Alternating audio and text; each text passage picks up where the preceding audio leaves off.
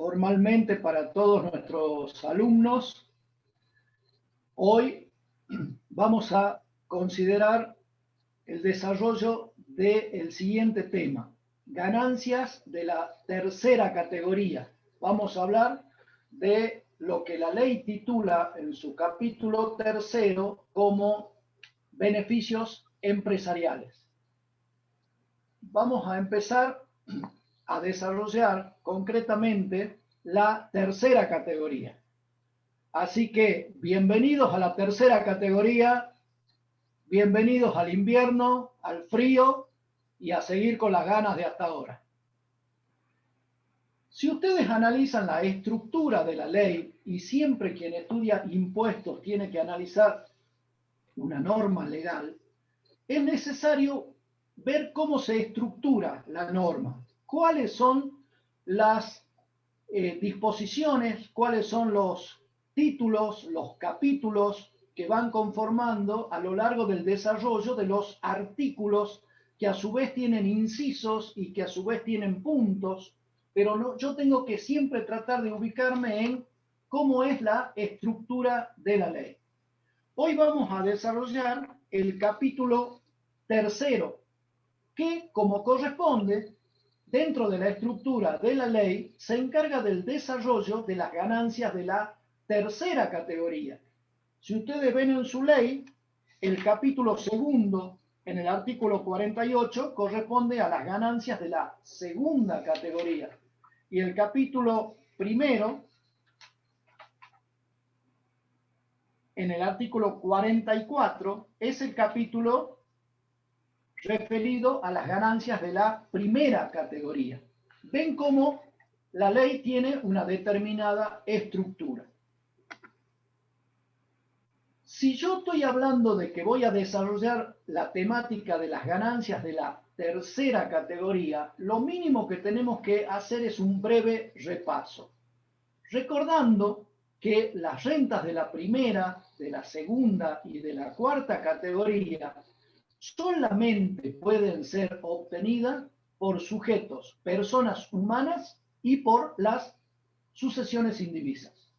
O sea, si estoy hablando de personas humanas y sucesiones indivisas, siempre tengo que recordar que éstas pueden obtener ganancias de la primera, segunda y cuarta categoría.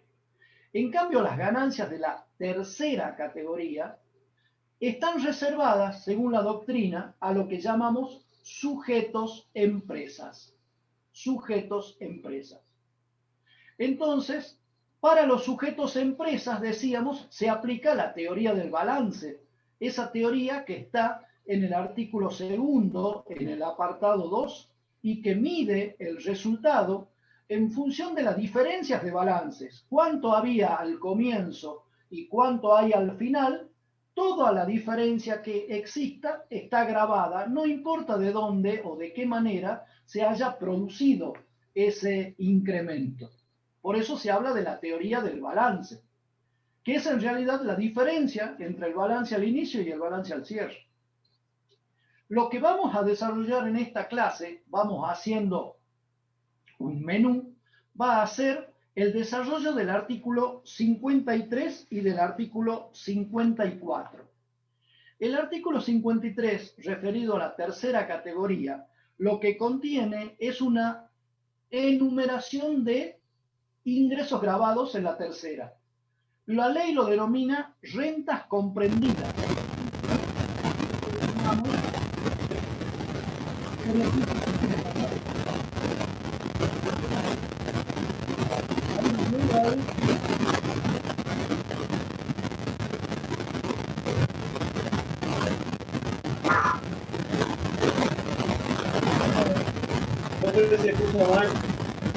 Hola. Profesor, se está escuchando mal, con ruido.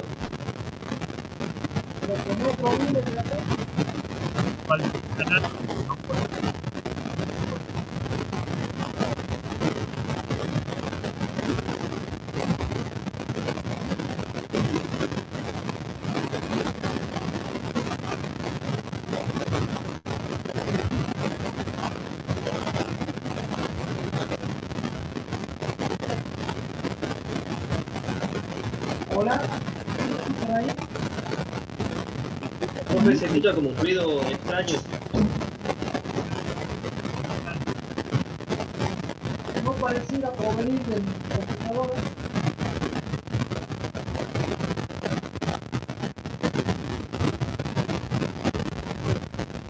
Hay algo algún micrófono de alguien que debe estar haciendo interferencias.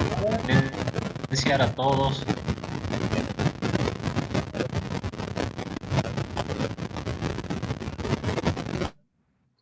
Ahí es.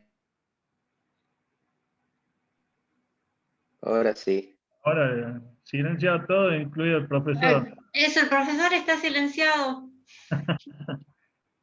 Ya está.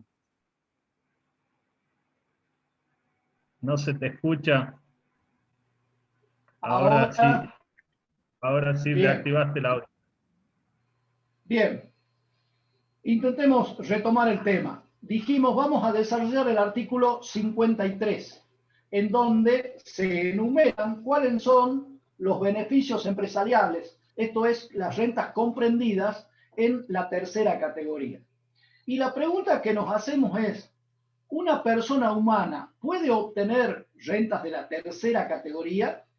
Y la respuesta es sí, por supuesto que sí, pero cuidado, la renta de la tercera categoría va a ser una renta más de todas sus rentas.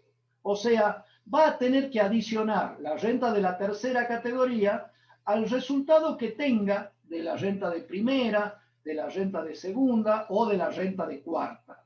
Por ejemplo, ¿puedo yo, profesional de cuarta categoría, tener rentas de tercera? Sí, supongamos que tenga un negocio de compra-venta de zapatillas.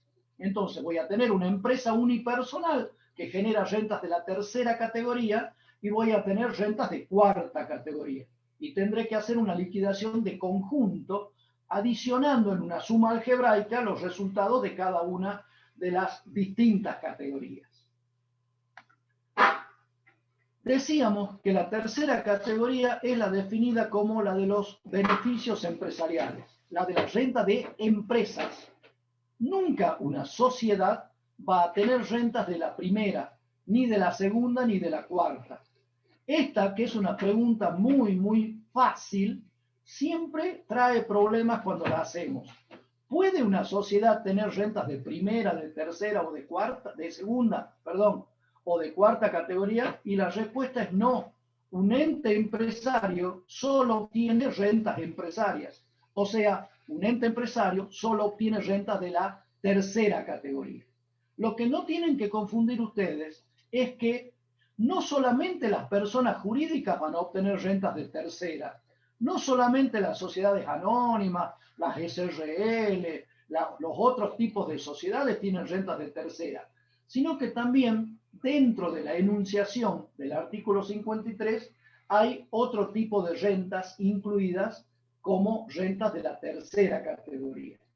Y eso va a ser lo que nos lleve un tiempo desarrollar a lo largo de esta clase de hoy.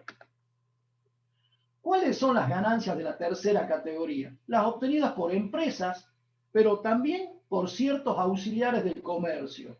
Así lo dice el contador Mazanero en su obra que nosotros también seguimos. Y dentro de rentas de la tercera, ¿hay otras ganancias? Sí, entran todas aquellas ganancias que son las que denominamos entre comillas ganancias residuales, o sea, todas aquellas ganancias no incluidas en otra categoría. Si existe ganancia y no sabemos dónde clasificarla, no podemos clasificarla en primera, en cuarta o en segunda, entonces será una renta de tercera. Y el ejemplo clásico lo tenemos en el artículo 2, apartado 3, cuando decimos, está alcanzado por el impuesto a las ganancias el resultado de la enajenación de los bienes muebles amortizables, en la medida en que sea una ganancia obtenida por personas humanas y sucesiones indivisas. Por eso aplicamos el artículo 2, apartado 3. Si esta ganancia hubiera sido obtenida por un sujeto empresa, supongamos una SRL que vende sus bienes de uso totalmente amortizados, todo el precio de venta va a ser ganancia porque su valor residual va a ser cero. entonces va a ser una ganancia de tercera categoría que se mide por la teoría del balance. Acá lo que estamos analizando es el 2.3, aplicación para personas humanas y sucesiones indivisas. Entonces, una vez que yo sé que está grabado este resultado, el resultado por la enajenación de bienes muebles amortizables, yo como contador he vendido mi computadora usada, totalmente amortizada o parcialmente amortizada. Me han pagado más de lo que dice mi valor residual impositivo. Tengo una ganancia. ¿De qué categoría es? Y no es de la cuarta categoría, aunque nos cueste creerlo. ¿Y por qué no es de cuarta categoría? Porque el artículo 53, inciso G, dice que va a ser ganancia de tercera categoría las demás ganancias que no estén incluidas en las otras categorías. No es de primera, no es de segunda, no es de cuarta, entonces residualmente va de tercera categoría. ¿Ok? Ese es el mecanismo que ha diseñado, digamos, la ley, más allá de que nos convenza o nos cueste admitirlo. En las rentas empresarias se presentan una doble característica, dice doctrinarios como Fernández. Hay rentas que se incluyen por su propia naturaleza, o sea, de dónde viene, quién es el que la origina, de cómo es que se origina, son las rentas empresarias. Toda renta empresaria es renta de tercera categoría, con sus consecuencias, declararlo por lo devengado y no por lo percibido, por ejemplo. Y esa doble característica se complementa con que decimos que en la tercera categoría se incluyen rentas en función del sujeto que obtiene la renta. En función del sujeto que obtiene la renta.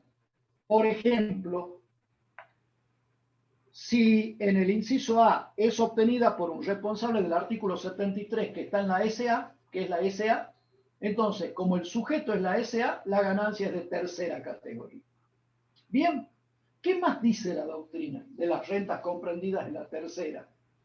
Que las rentas de tercera fundamentalmente incluyen las rentas de esa mezcla, esa unión que es el esfuerzo del trabajo y del capital fuente. Es la renta empresaria. Porque el empresario solo no puede producir la ganancia. Necesita también la coordinación de los factores económicos para producir la ganancia. ¿Qué más tenemos con cuanto a la tercera categoría como introductorio? Dice, comprende en general los resultados de actividades industriales, actividades comerciales, agropecuarias, mineras, de cualquier tipo, pero que esas actividades sean desarrolladas por personas humanas. ¿Pero cómo lo desarrolla la persona humana? A través de sociedades. ¿Cómo son esas sociedades? De personas, de capital, cualquier tipo de sociedades o empresas, pero de las enunciadas en la ley, fundamentalmente en el 53, inciso A, y 53, inciso B. ¿Y qué pasa en el caso tan particular cuando una renta de cuarta se complementa con una explotación comercial? Cuando la renta de cuarta categoría se complementa con una explotación comercial, entonces toda la renta va a ser renta que se declare por la tercera categoría. Es el caso típico que decimos del veterinario que tiene una veterinaria donde además de atender a las mascotas, vende alimentos para las mascotas, vende ropa para las mascotas, etcétera, etcétera. Toda la renta en su conjunto será renta de la tercera categoría. ¿Por qué? Porque la actividad profesional está complementada por una explotación comercial. Vamos a hacer entonces, en el desarrollo de esta clase, un análisis puntual, punto por punto, inciso por inciso, del artículo 53. Y vamos a empezar diciendo que constituyen ganancias de la tercera categoría las ganancias obtenidas por los responsables del artículo 73. Fíjense que la ley dice que es ganancia de tercera las que obtienen los responsables del 73 y que entonces tenemos que ir a analizar qué dice la ley en su artículo 73. Y en el 73 menciona a la que nosotros llamamos las sociedades de capital. Ojo con esta aclaración, sociedades de capital impositivamente hablando. ¿Está bien? La SRL se podrá discutir en el derecho societario si es una sociedad de personas o es una sociedad de capital, pero no se puede discutir en materia de impuesto a las ganancias, en donde la propia ley, en su artículo 73, incluye a las SRL. ¿Está claro? ¿Qué son las SRL? Sociedades de capital desde el punto de impuesto a las ganancias. ¿Cuál es la característica de estar incluida en el artículo 73 este tipo de sociedades de capital? Y la característica es sencilla, la transforma directamente en contribuyente del impuesto. ¿Y qué significa ser contribuyente del impuesto? Significa que en cabeza de esta sociedad se perfecciona el hecho imponible y por ende esta sociedad también va a ser la obligada al ingreso del impuesto que surge como consecuencia de haberse perfeccionado el hecho imponible. O sea, concuerda, ¿quién es el contribuyente? El que perfecciona el hecho imponible y por ende el que ingresa el impuesto a las ganancias, el obligado al ingreso. Acá tienen ustedes toda la lectura, lo quise poner para que hagamos el seguimiento del artículo 73 que nos habla de las sociedades de capital. Fundamentalmente nos dice que las sociedades de capital, por sus ganancias netas imponibles, netas significa después de restar los gastos, imponibles quiere decir después de todo tipo de reducción o deducción que la ley le permita hacer, entonces las sociedades de capital, por esa diferencia, por ese neto, por eso resultado grabado, diríamos, quedan sujetas a las siguientes tasas. Por ahora sabemos que está el proyecto en el Congreso, por ahora decimos, están grabadas al 25%. ¿Quiénes? Y entremos a analizar concretamente a vuelo de pájaro el artículo 73. ¿Quiénes tributan como contribuyentes, o sea, pagan su impuesto al 25%? De entrada, las sociedades anónimas.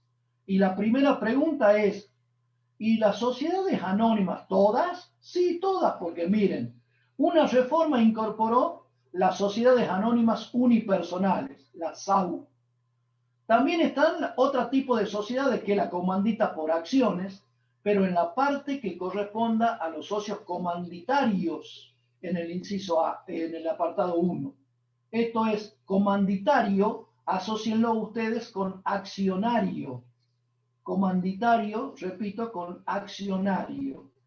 Entonces, por los socios que son dentro de la sociedad en comandita por acciones, que solamente están en la parte de accionaria, entran dentro del apartado 1. ¿Qué otro tipo de sociedades por acciones me queda? Las SAS, o sea, las sociedades por acciones simplificadas.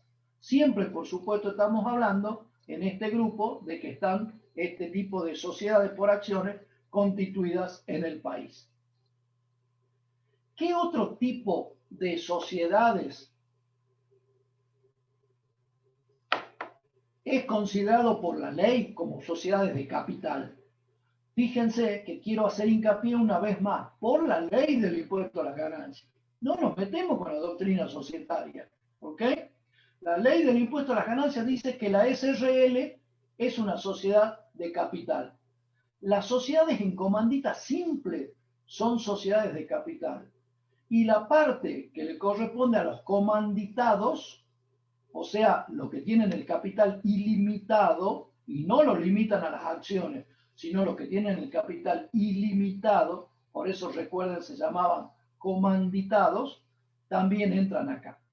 Este inciso es consecuencia de una vieja reforma del año 85, en donde empezó a tratarse a las sociedades de responsabilidad limitada y a estas, ya no como sociedades de personas, sino impositivamente como sociedades de capital.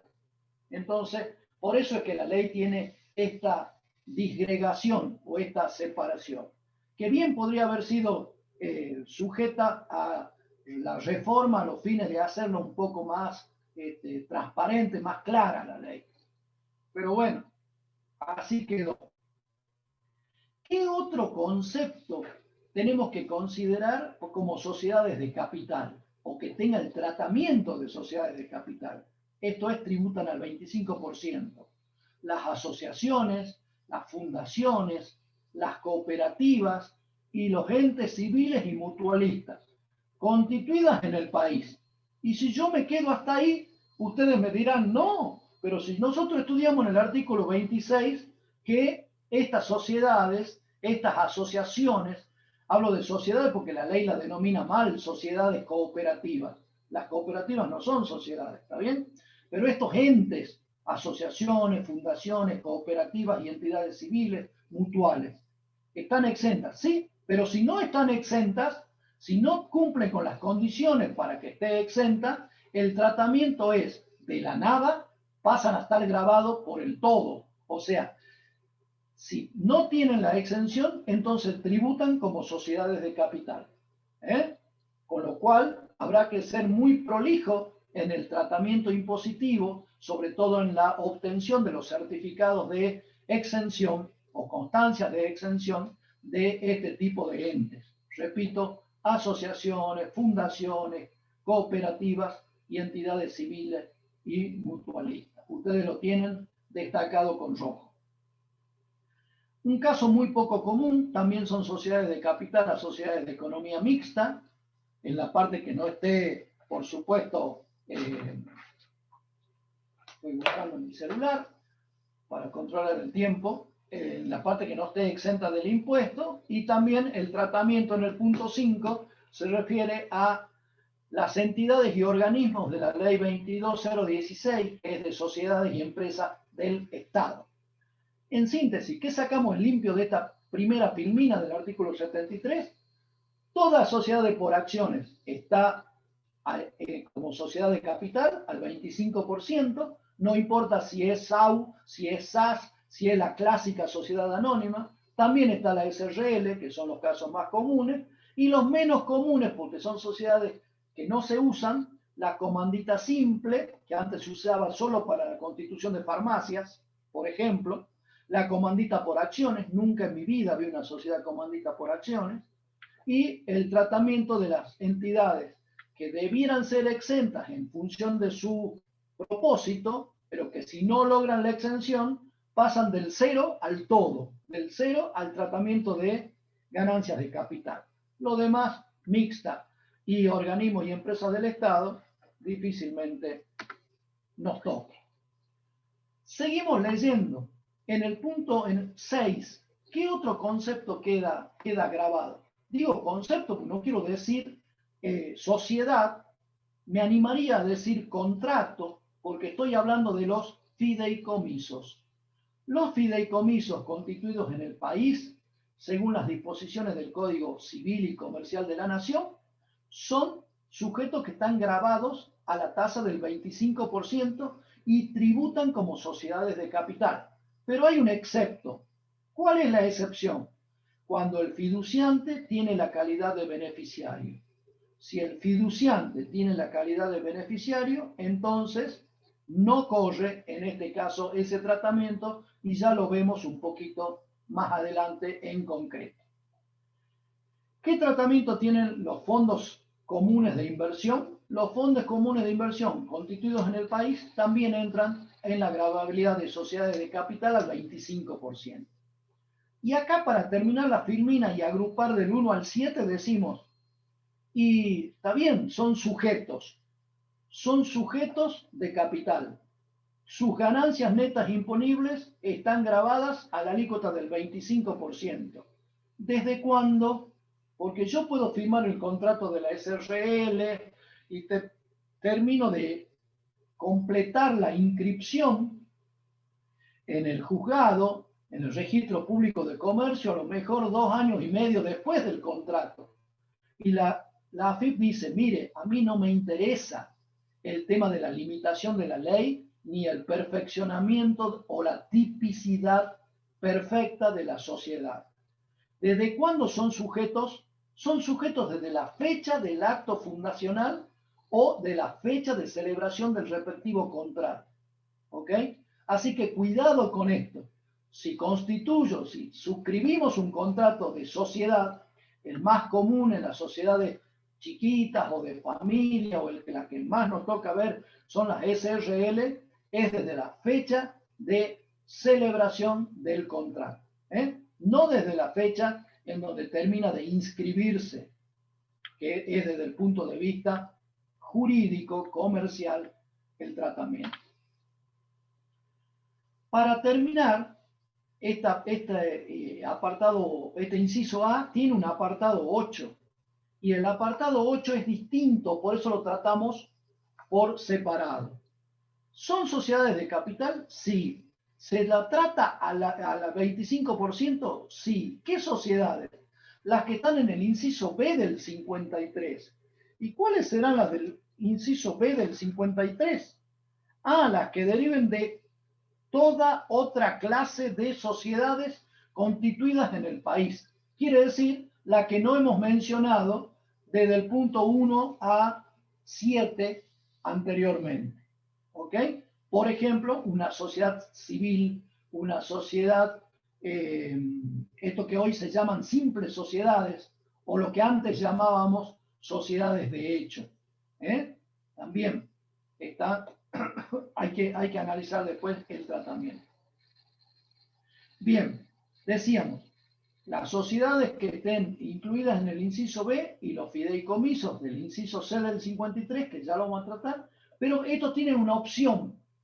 ¿Pueden tributar como sociedades de capital? Sí pueden tributar, porque de esa manera limitan la alícuota. Limitan la alícuota, en este caso, al 25%. En una sociedad de hecho, por ejemplo, cada uno de los socios se lleva su porción de utilidad que le toca, pero esa porción de utilidad que le toca lo puede llevar a la alícuota progresiva del 45%. ¿Ok? Entonces, este es el ejercicio de la opción. Esa opción se puede ejercer siempre que se lleven registros contables, que esos registros contables permitan confeccionar balances comerciales, y esa opción, en caso de ser ejercida, debe mantenerse por un determinado periodo de tiempo.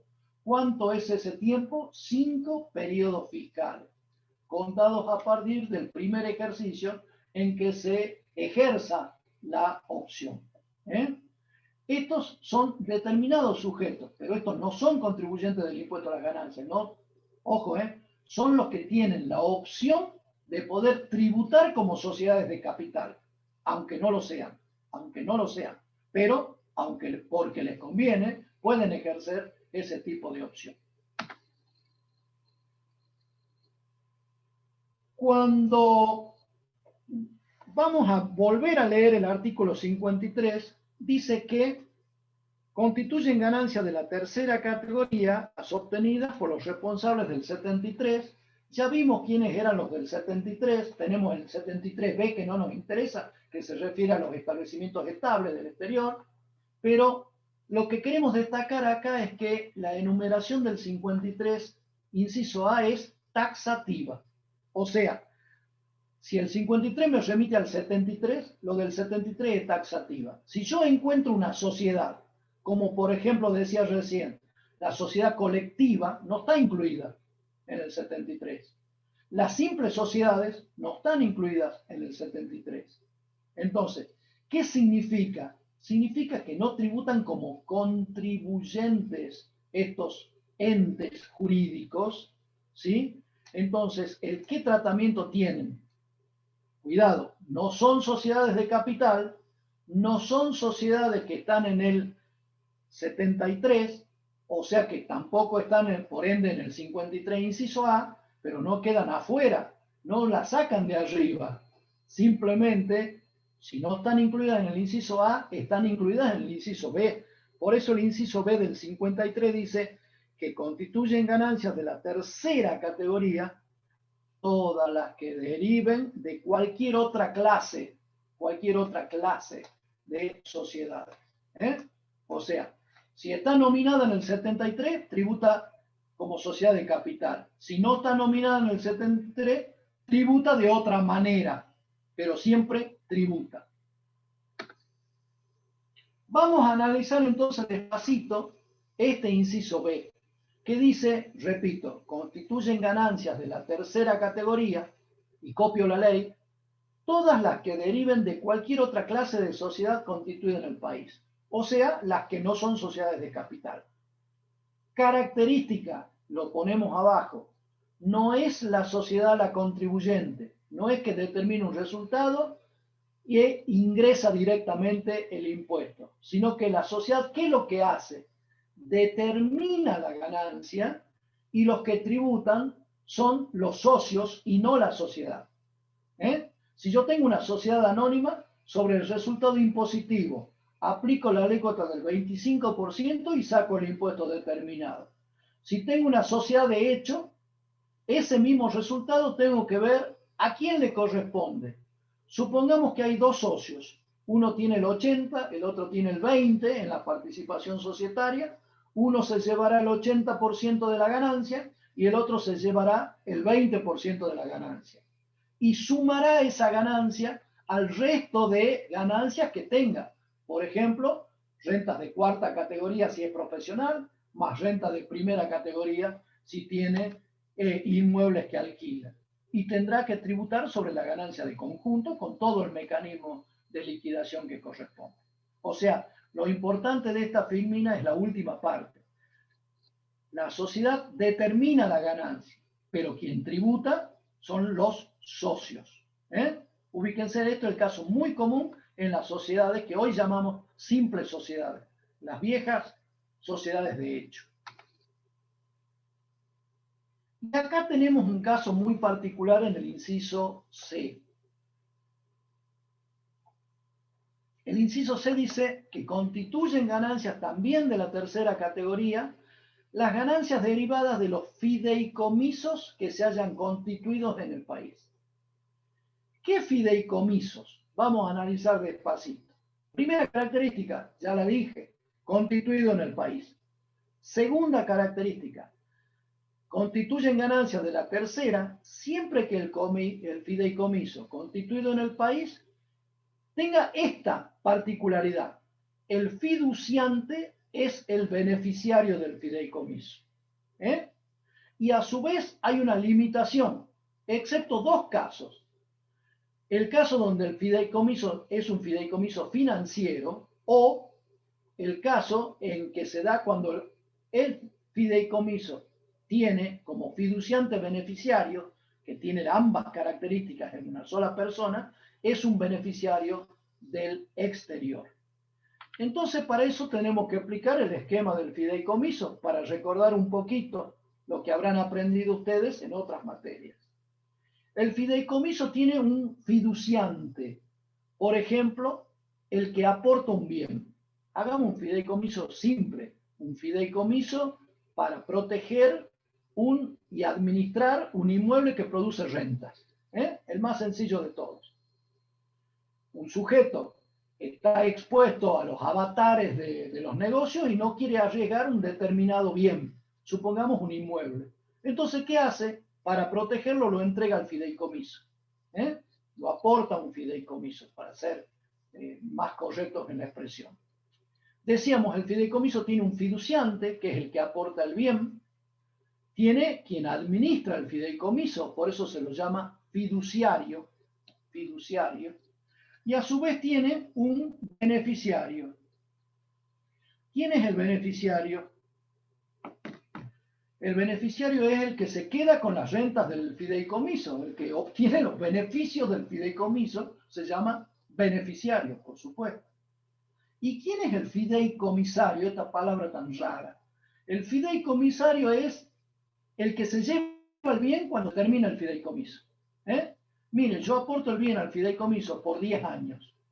Las rentas quiero que las cobre fulano, pero después de 10 años que fulano cobra la renta, el inmueble quiero que vaya a otra persona determinada.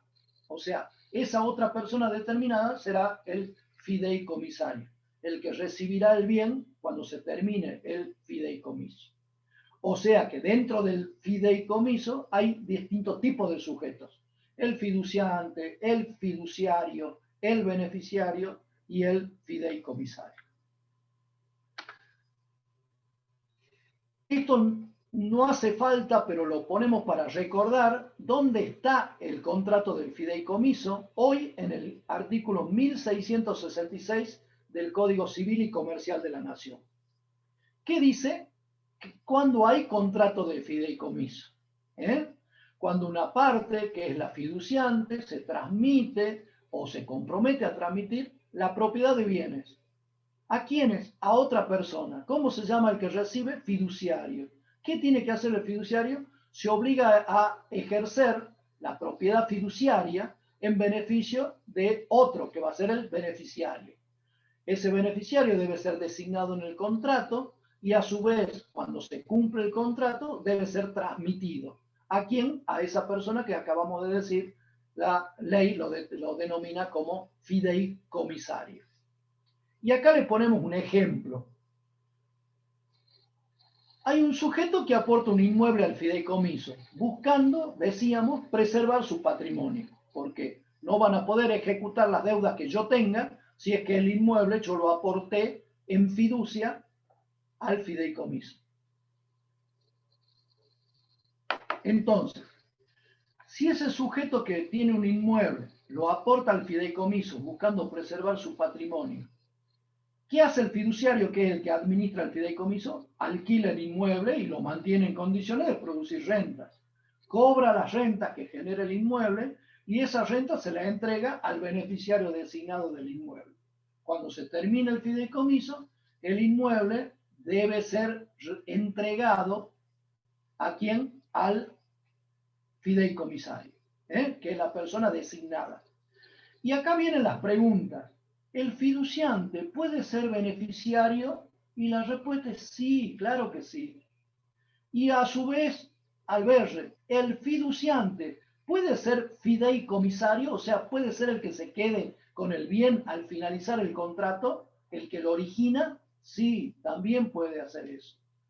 Y a su vez, ¿el fiduciante puede ser beneficiario y puede ser fideicomisario también? Y la respuesta es sí también. Tocamos esto como repaso. No es tema del impuesto a las ganancias, pero el impuesto a las ganancias trata el tema de los fideicomisos. Entonces, recién llegamos a lo que nos interesa. Permítanme en esa introducción, que yo sé que es un plomazo, pero es necesario hacerla.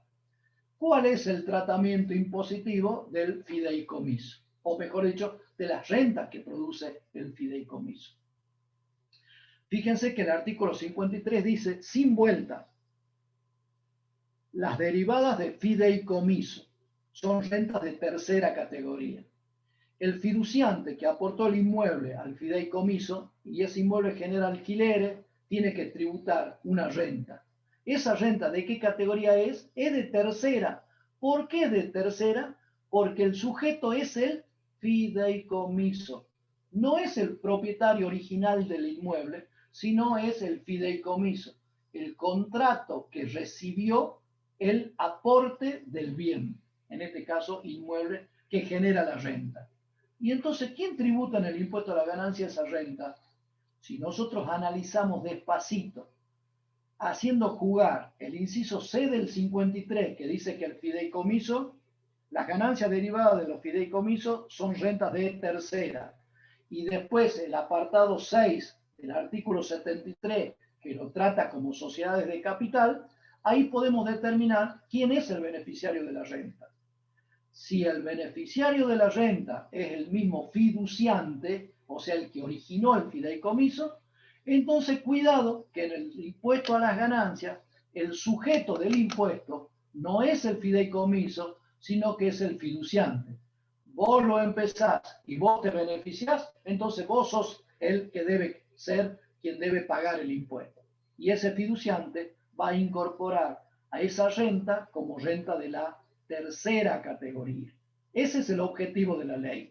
Pero en este caso que marcamos en rojo, cuando el beneficiario de la renta es el mismo fiduciante, o sea, el que originó el fideicomiso. Según el artículo 73, son sujetos del impuesto a las ganancias los fideicomisos constituidos en el país. ¿Excepto cuáles? Ya lo dijo, aquello donde el fiduciante posea la calidad de beneficiario. Y lo explicamos con un ejemplo. Si el fiduciante el que origina, es A. Y a su vez el beneficiario del fideicomiso, curiosamente, también es A.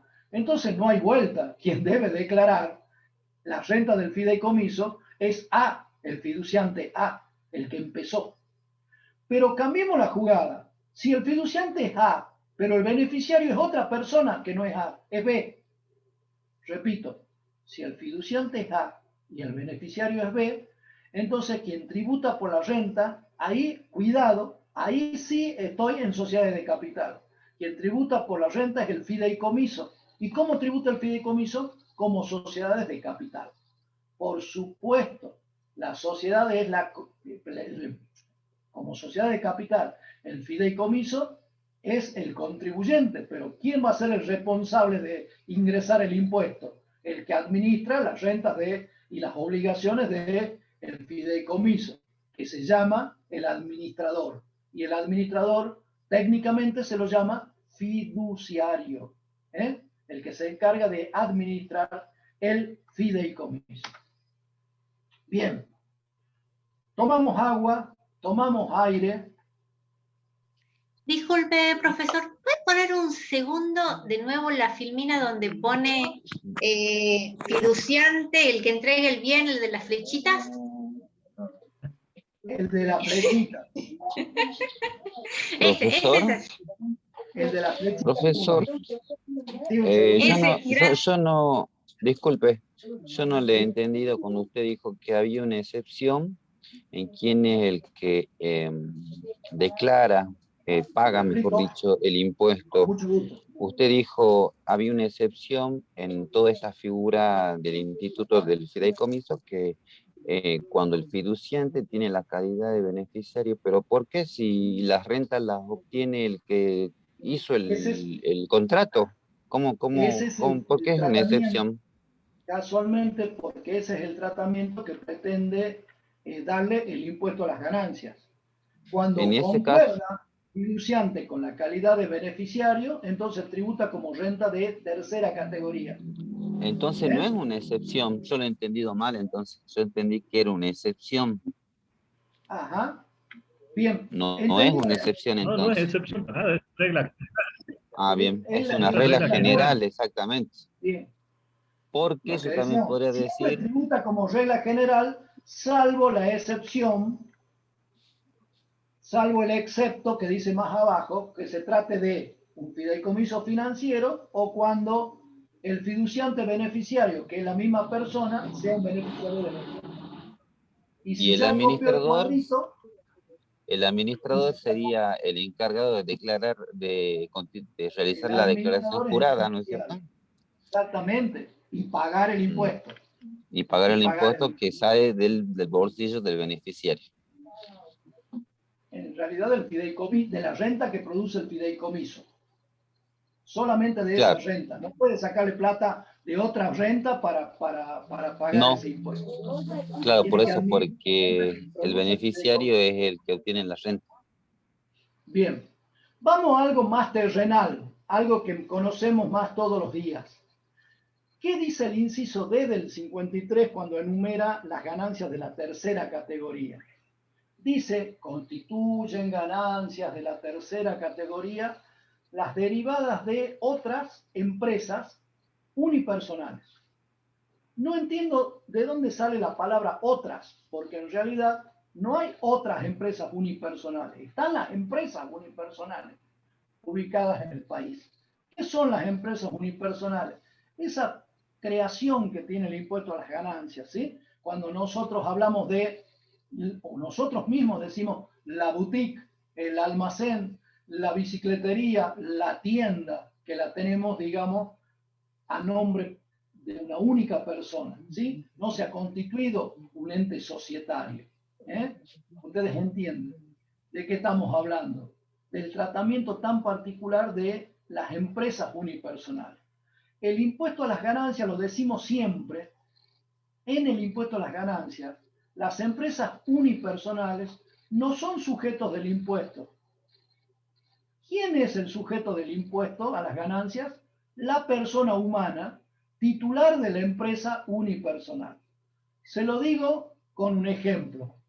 Si Marcelo Hayes pone una tienda que vende zapatillas y no constituye una sociedad, sino que abro el negocio a nombre mío, alquilo el inmueble a nombre mío, compro mercadería con mi único quit que tengo, por supuesto, que es el mismo que tengo como profesional o que tengo como empleado, etcétera, etcétera. Lo que estoy acá llevando adelante es una empresa unipersonal. ¿Cómo tributa la empresa unipersonal? Primero, la empresa unipersonal no tributa por sí, sino que quien tributa es el sujeto titular de la empresa unipersonal. Valga la redundancia, Marcelo es titular de una empresa que se llama Marcelo Zapatillas o Zapatillas la Maravillosa o el nombre que quieran de fantasía, pero es el titular de la empresa unipersonal. ¿Qué vamos a hacer? Vamos a sumar la renta de esa empresa unipersonal a la renta de primera que tengo del alquiler, a la renta de cuarta que tengo como contador, a los sueldos que tengo como docente y vamos a hacer una suma algebraica. Porque no en todo me puede ir bien. Puede que el negocio me vaya muy mal, porque claro, yo soy contador, no soy empresario. Lo más probable es que me vaya mal, ¿sí? Pero bueno, lo compensaré con el resultado positivo de la docencia y lo compensaré con el resultado positivo del ejercicio de la actividad profesional. Porque cuidado, no cualquiera es empresario, y menos en este país como Argentina, menos. Tiene que ser un sabio para ser un empresario y sobrevivir. Lo primero que decimos, empresas unipersonales, lo dijo la ley del impuesto a las ganancias. ¿Y qué son empresas unipersonales? ¿Cuál es el concepto de empresa unipersonal? Se han escrito ríos de tinta. La misma AFIP pretendió allá en los años 80, hace 20, 40 y pico de años, ¿sí? Definirlo a través de una circular, que era la 7 del año 80, pero en concreto tenemos una vaga idea de qué es la empresa unipersonal, pero el concepto no está totalmente definido. Ojo, no existe tampoco una conceptualización legal ni tampoco reglamentaria. ¿Qué otra ganancia constituye ganancia de la tercera categoría? Y ya estoy avanzando por el inciso E. Nos dice que son las derivadas de la actividad de comisionista, de rematador, de consignatario y de los demás auxiliares de comercio, pero no incluidos expresamente en la cuarta categoría. O sea, todos los auxiliares de comercio, todos los demás auxiliares de comercio son, ¿cómo le puedo decir?, de tercera categoría, en la medida en que no estén definidos o incluidos expresamente en la cuarta. Entonces, lo hacemos por oposición. ¿Cuáles serán los que están en la cuarta? Y me voy a leer hoy el artículo 82. Los que están en la cuarta están en el 82, inciso G, que son los corredores, los viajantes de comercio y los despachantes de aduana. O sea, los demás auxiliares de comercio están en la tercera categoría. ¿Y cuáles son los más importantes? Aquellos que específicamente la ley se acordó de nominarlos, como si fuera Tinelli para su programa. Los nominó a los comisionistas, a los rematadores y a los consignatarios. Bien, entonces nos queda la reflexión. Si no están comprendidos en el 82, en la cuarta, entonces son de tercera. Cuidado, son de tercera. Profesor, Bueno, disculpe una consulta. Vamos a ver quiénes son los comisionistas, los rematadores y los consignatarios. Para ello he sacado, y ahí pongo la fuente del libro de 2021, Impuestos Comentados y Explicados, que es el que ustedes normalmente usan muchísimo, y el concepto de comisionista, rematador y consignatario es el que lo tienen en la filmina. ¿Quiénes son los comisionistas? Dice, las personas que realizan, casi siempre en forma habitual y profesional, mandatos. Y esos mandatos son con fines comerciales. Es decir, realizan operaciones mercantiles por cuenta y orden de otro sujeto, que es el que le encarga la tarea, la comisión se llama comitente. El sujeto que encarga es el comitente y el sujeto que se encarga de realizar la tarea en función de una retribución que será la comisión, será el comisionista.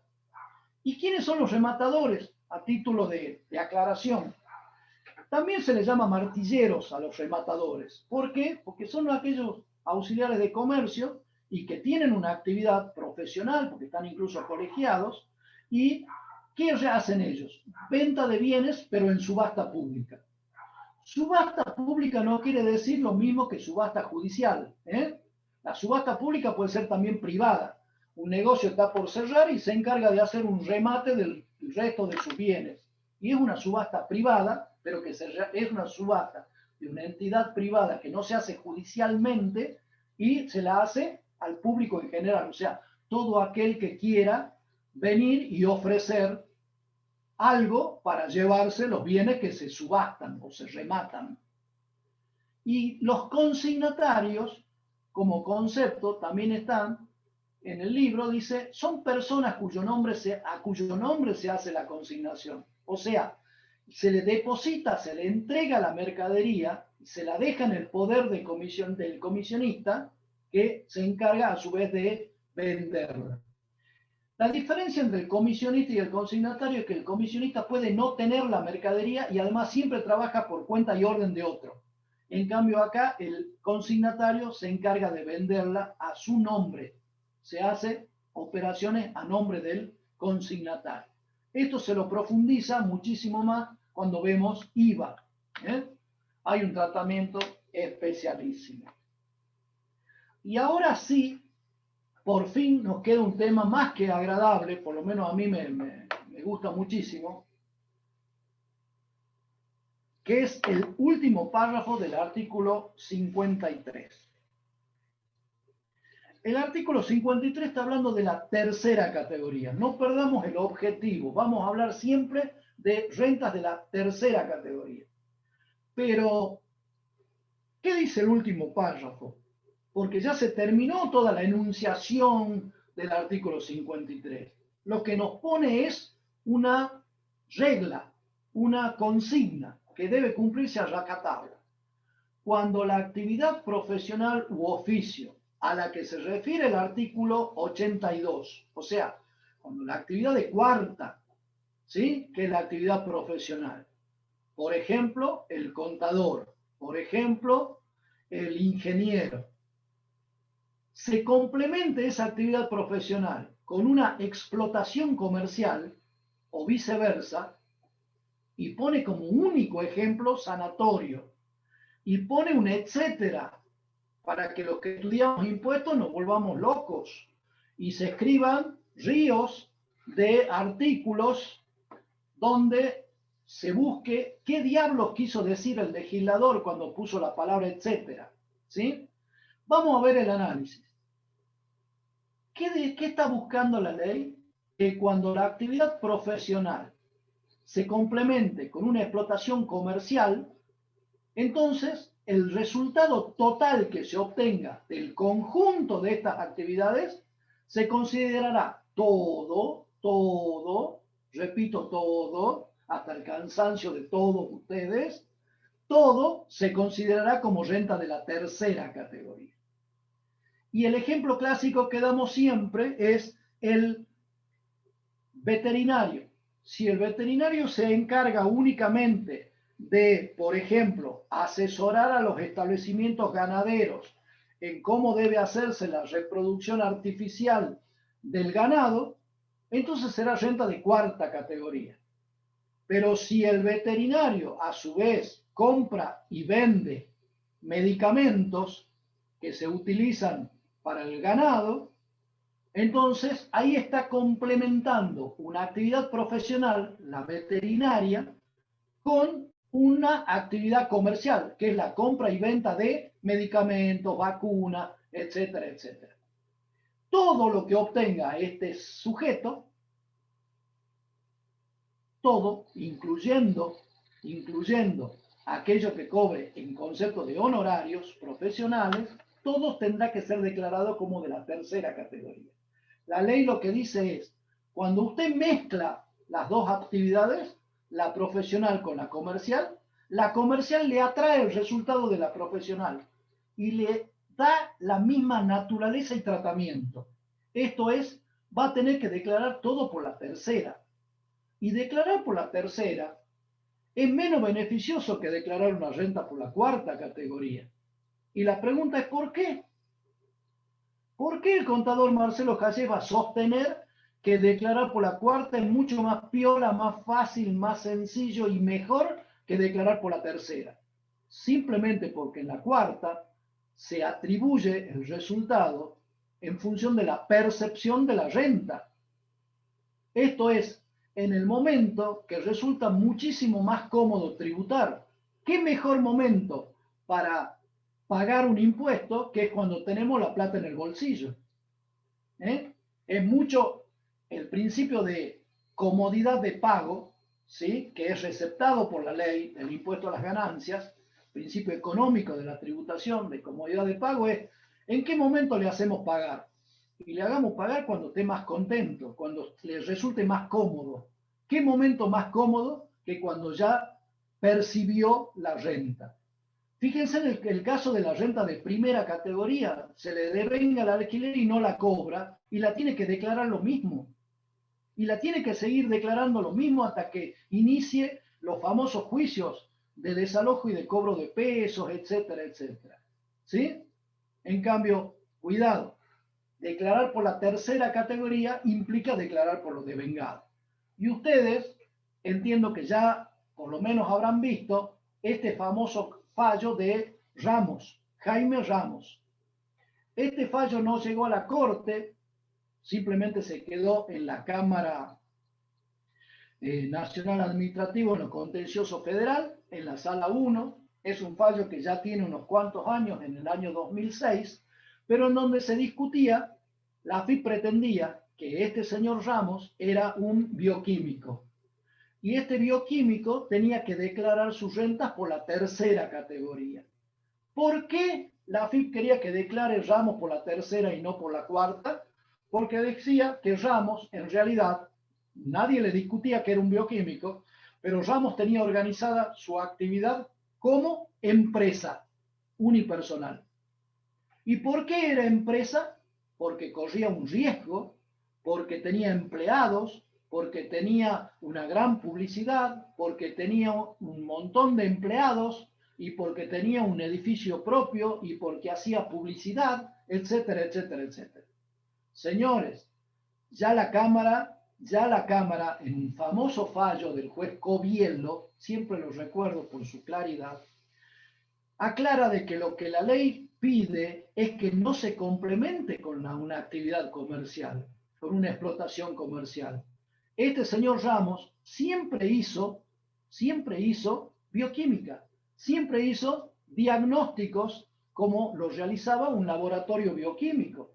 Si para eso estaba organizado como empresa, si para eso tenía gran equipamiento de máquinas o de instrumental bioquímico, si para eso necesitaba mucho personal, etcétera, etcétera, el organizarse en forma de empresa no es lo que lo transforma la renta de cuarta en tercera.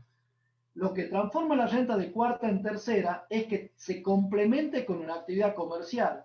Y Ramos nunca complementó su actividad de bioquímico con una explotación comercial. Él no fabricaba vacunas, él no fabricaba reactivos, él no comercializaba como compra y venta insumos de lo que fuere. Él simplemente trabajaba como profesional. Y el único riesgo que tenía, y es un riesgo que no hay manera de eludirlo, es el riesgo de que las obras sociales con las que trabaje no le paguen en términos, o no le paguen nunca, diría yo. Pero no estamos hablando de una actividad de riesgo y por eso hay tercera. Por eso este fallo se hizo famoso, porque puso una aclaración fundamental que la AFIP no lo quería leer, que es No estamos hablando de empresa unipersonal. Estamos hablando de que no se complemente como una explotación comercial. Tiene también para analizar el fallo Paracha, pero este más está referido a un sujeto que integraba una sociedad civil. No es el caso que ocupemos nuestro tiempo en eso ahora. Bien, a ver, sigo en la tercera categoría y dijimos, tercera categoría, cuidado, también va a ser rentas de cuarta cuando se complemente con una actividad comercial. ¿Qué otro caso puede estar tocando la tercera categoría? Y digo puede estar tocando porque habrá que analizar cada caso en particular, cada caso en cuestión. ¿Se acuerdan del 185 del decreto reglamentario que habla de cancelación de créditos? ¿Qué dice el 185?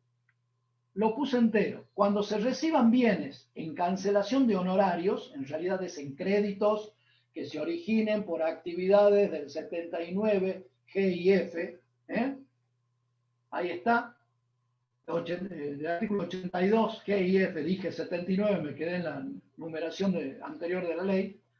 Si esos bienes que se reciben en cancelación de créditos, que son de cuarta, o sea, son honorarios profesionales, si esos bienes se venden dentro de los 2 años contados a partir de la fecha de recepción, ese beneficio, esa utilidad, ese mayor valor, es un complemento del honorario. Por eso se lo llama ganancias indirectas. A mí me deben 100.000 pesos de honorarios.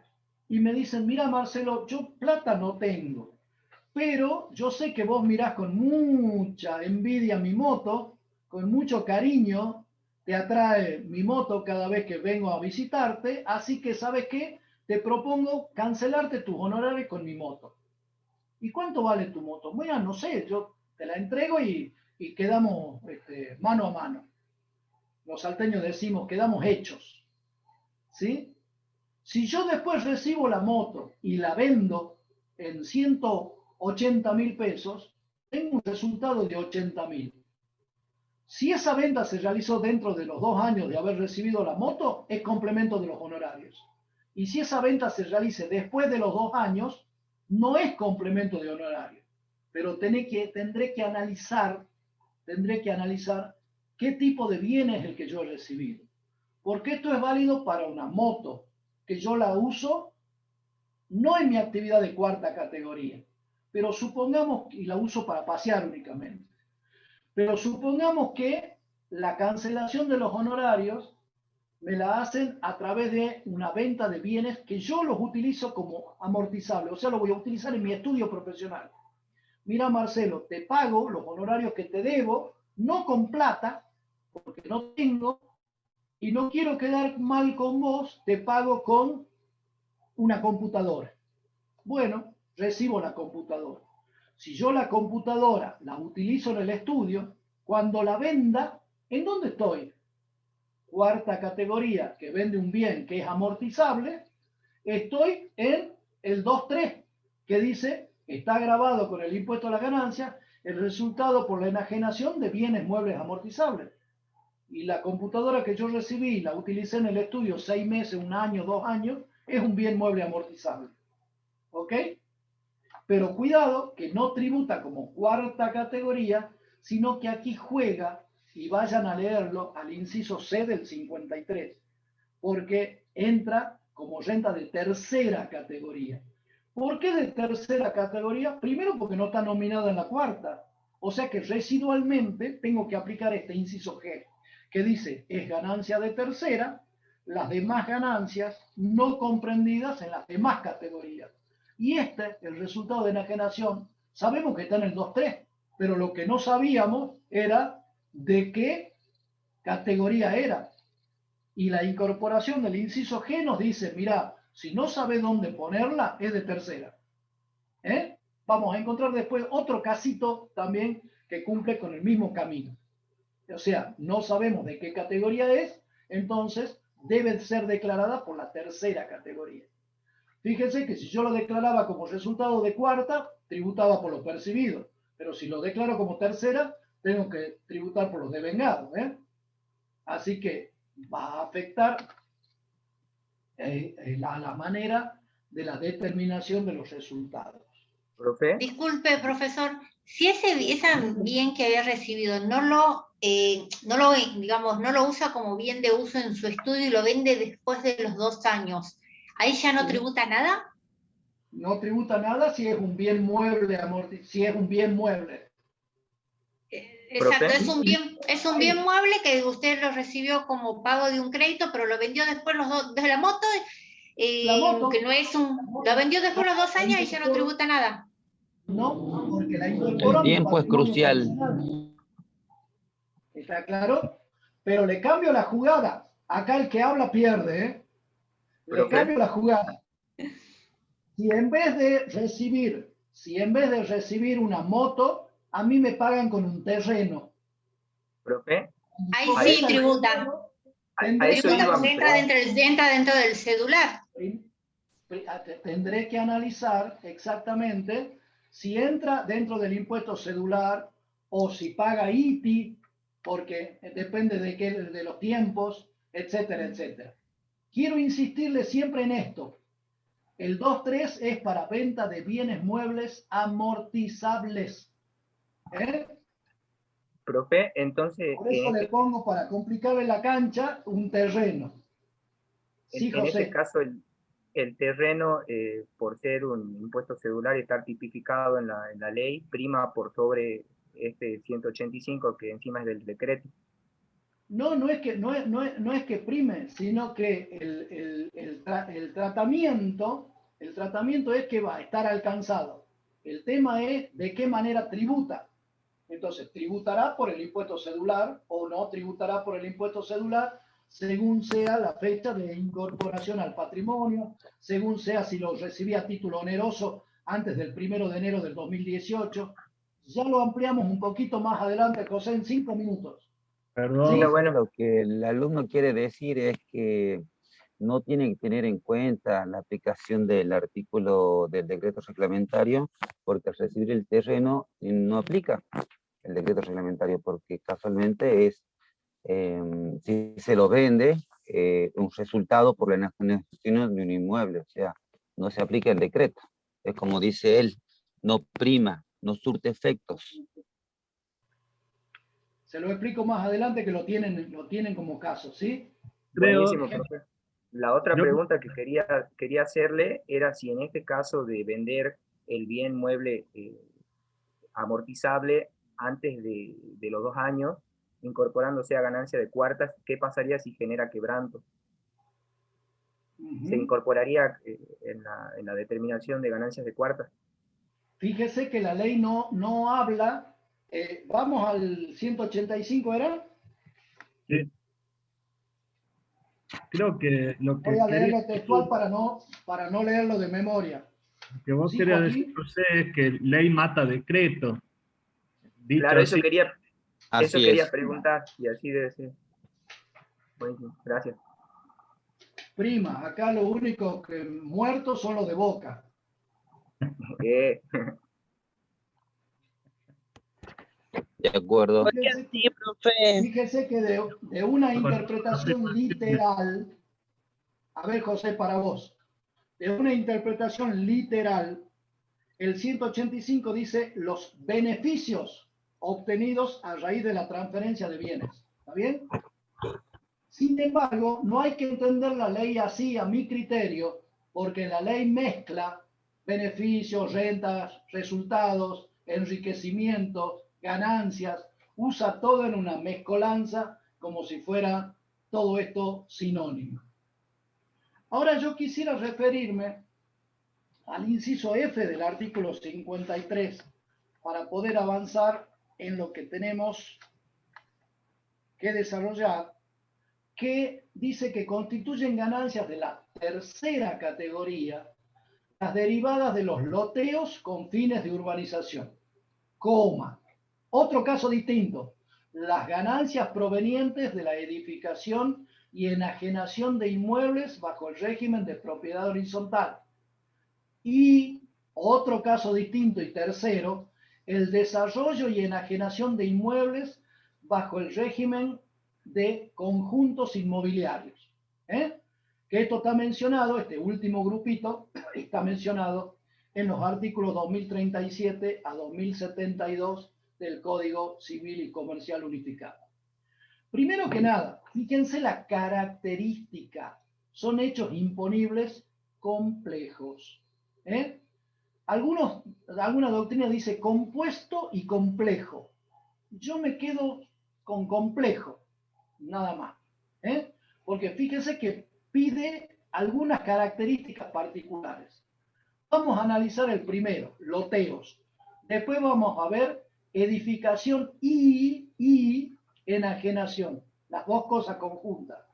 Y después vamos a ver desarrollo y enajenación también. Fíjense que ahí está la complejidad del hecho imponible. Son ganancias de la tercera categoría. Todas se vinculan con inmuebles o ventas de inmuebles. Vamos a desarrollar uno por uno.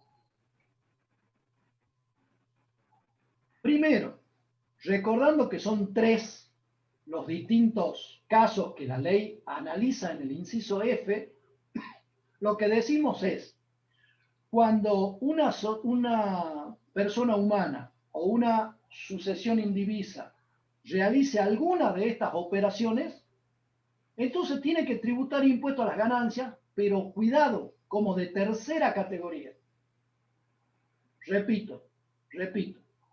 Si alguien hace loteos con fines de urbanización o hace edificación y enajenación de inmuebles bajo el régimen de propiedad horizontal, tiene que tributar la renta como de tercera categoría. ¿Por qué? Porque la ley así lo ha definido, que son ganancias de la tercera. Y fíjense lo importante, que yo debía haber subrayado esto. Son de tercera, independientemente de que no se verifiquen los requisitos del apartado 1 del artículo 2. O sea, no importa que no tenga periodicidad, permanencia o habilitación. No importa. Yo recibí un inmueble rural de mis antepasados y eso está en Cerrillos. Y yo decido que en vez de venderlo como finca, lo que voy a hacer, ya que está de onda, voy a hacer un loteo y lo voy a vender en pedacitos. Y la suma de pedacitos me va a dar mucha más plata que vender el inmueble entero. Pero cuidado, para yo vender un loteo tengo que cumplir con todas las condiciones que exige un loteo. Tendré que abrir calles, tendré que poner luces, tendré que garantizar que llegue el agua, los servicios, etcétera, etcétera.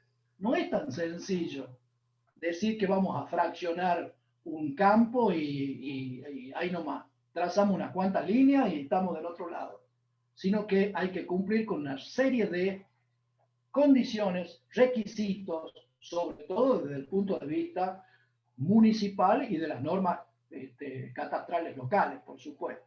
Entonces, cuidado, una persona humana, yo, José que acaba de hablar, y el que habla pierde, ¿sí? Puede que no cumpla con los requisitos de la teoría de la fuente, puede que no habilite la fuente, ni tenga periodicidad, ni tenga permanencia, tiene un inmueble que lo quiere lotear. Si cumple con las características de la ley, como loteo con fines de urbanización, sonó. ¿Qué significa? Su ingreso va a estar, su ganancia va a estar grabada en el impuesto a las ganancias, pese a que no cumpla con los requisitos de la teoría de la fuente. Y le voy adelantando el por qué. La ley presume que quien hace un loteo es algo más que una persona física. Es una empresa, porque no cualquiera tiene espalda, organización para realizar un loteo con fin de urbanización o para, por ejemplo, edificar y después vender departamentos bajo el régimen de propiedad horizontal o casas o lo que fuere. Se supone que hay algo más y ese algo más es lo que atrae a que tenga el tratamiento de sujeto empresa. Entonces, vamos a definir ¿qué es loteos con fines de urbanización? Y eso lo dice el decreto reglamentario en el 151. A los fines de lo dispuesto en el inciso F del artículo 53 de la ley, constituyen loteos con fines de urbanización. O sea, el decreto aclara, define lo que la ley no definió, porque hizo una expresión, loteos con fines de urbanización. ¿Y dónde está ese concepto? Y no estaba en ningún lado. Fue necesario que el decreto reglamentario incorpore el concepto, siempre preservando el espíritu de la ley y no desnaturalizando el espíritu de la ley. Entonces, el decreto dijo, mira, va a ser loteos de fines de urbanización aquellos loteos en los cuales se verifiquen las siguientes condiciones. ¿Qué es lotear? Es dividir un inmueble en fracciones, es fraccionar un inmueble en fracciones menores, ¿sí? Entonces, ¿qué será lotear? Loteo con fines de urbanización para el impuesto a las ganancias es cuando se cumple cualquiera de estas condiciones. La primera, porque son dos, la A y la B. Les marco primero la A. Cuando del fraccionamiento de una misma fracción o unidad de tierra resulta un número de lotes superior a 50.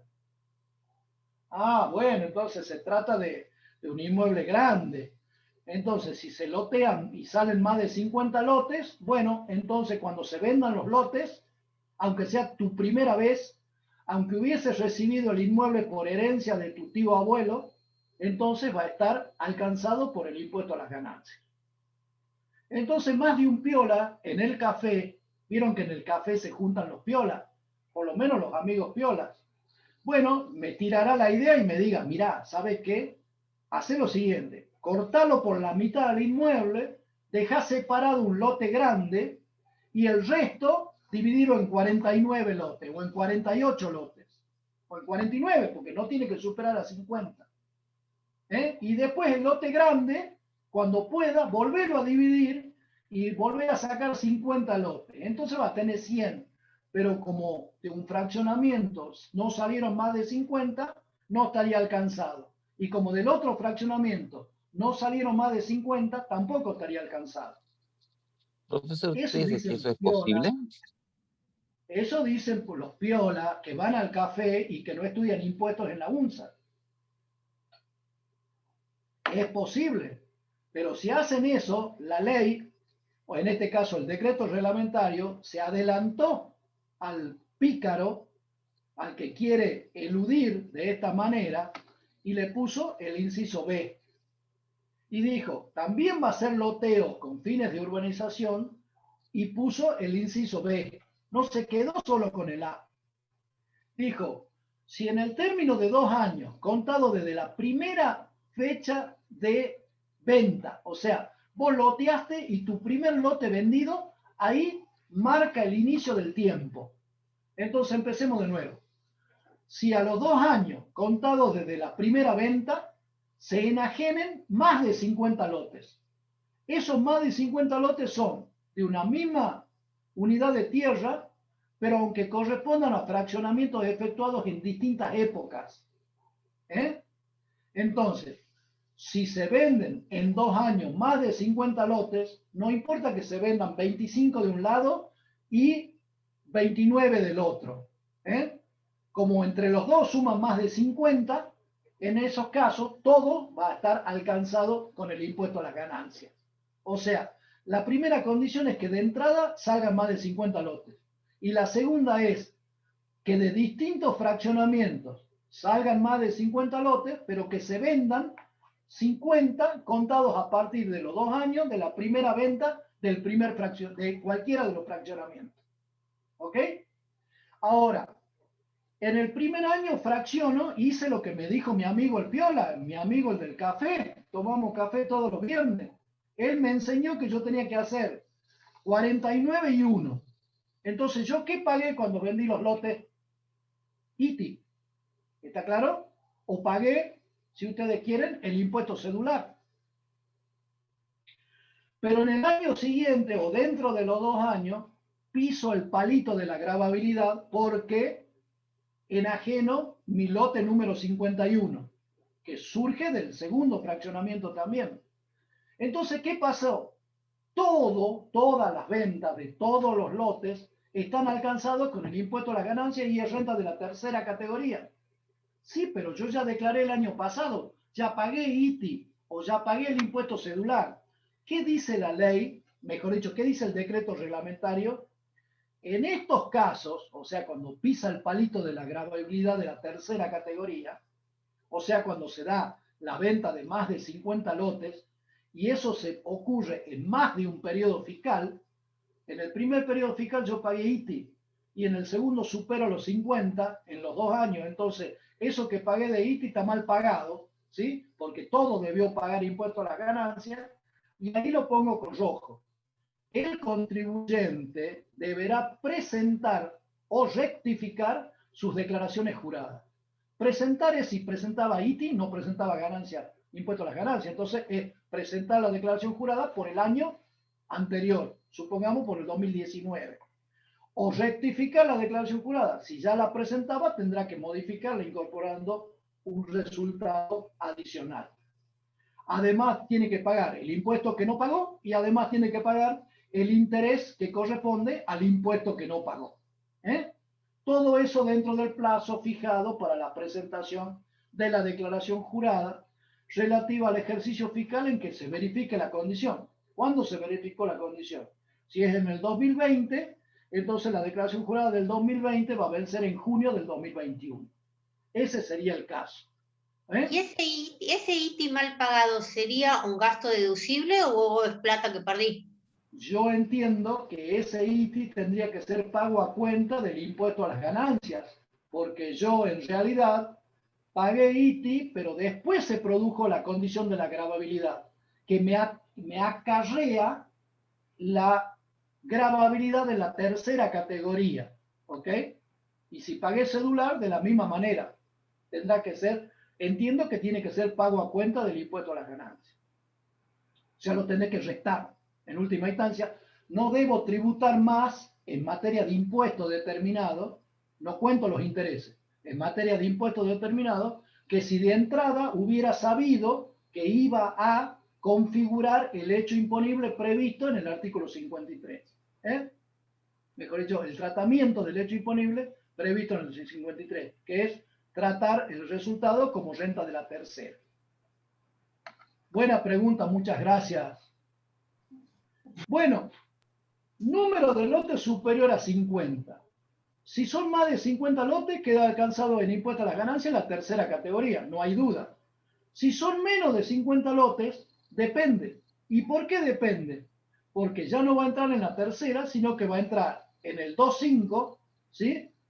Resultado de la venta de inmueble, si la adquisición es anterior al 1 de enero del 2018, ¿sí? Y va a pagar ITI si la adquisición es posterior. Creo que está al revés esto, ¿eh? Si la adquisición es anterior, paga ITI. Y si la adquisición es posterior, paga... ya le voy a corregir esta filmina. Está al revés, ¿ok? Donde dice anterior es posterior. Al ver. Pero es el ejemplo que les di. Y acá está el ejemplo que decíamos. El contribuyente fracciona, vende 39 lotes, se reserva uno enorme y ese uno enorme después lo subdivide en otros 15. Cuando yo sumo 39 más 15 y los vendo, si esa venta se produce dentro de los 2 años de haber vendido el primero, entonces todos son considerados como loteos con fines de urbanización y por ende ganancias de la tercera categoría. El resultado, ¿cómo se determina el resultado de los loteos con fines de urbanización? Y bueno, precio de venta menos el costo computable. Sí, eso es fácil, pero ¿cómo es el costo computable? El resultado hay que determinar, restándole al precio de venta, el costo de los lotes que resulten de fraccionamiento.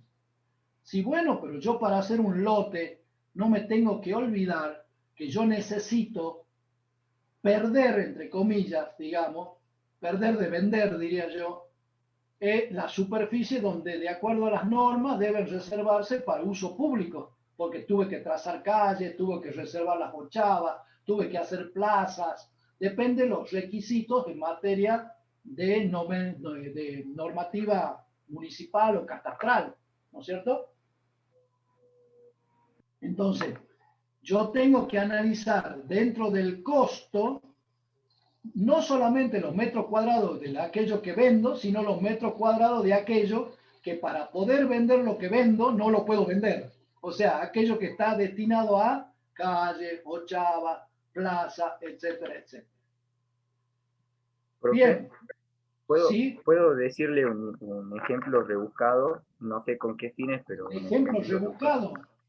Sí, A por ver, ejemplo, ten un tengo ejemplo, un terreno ¿no? grande, ¿Sí?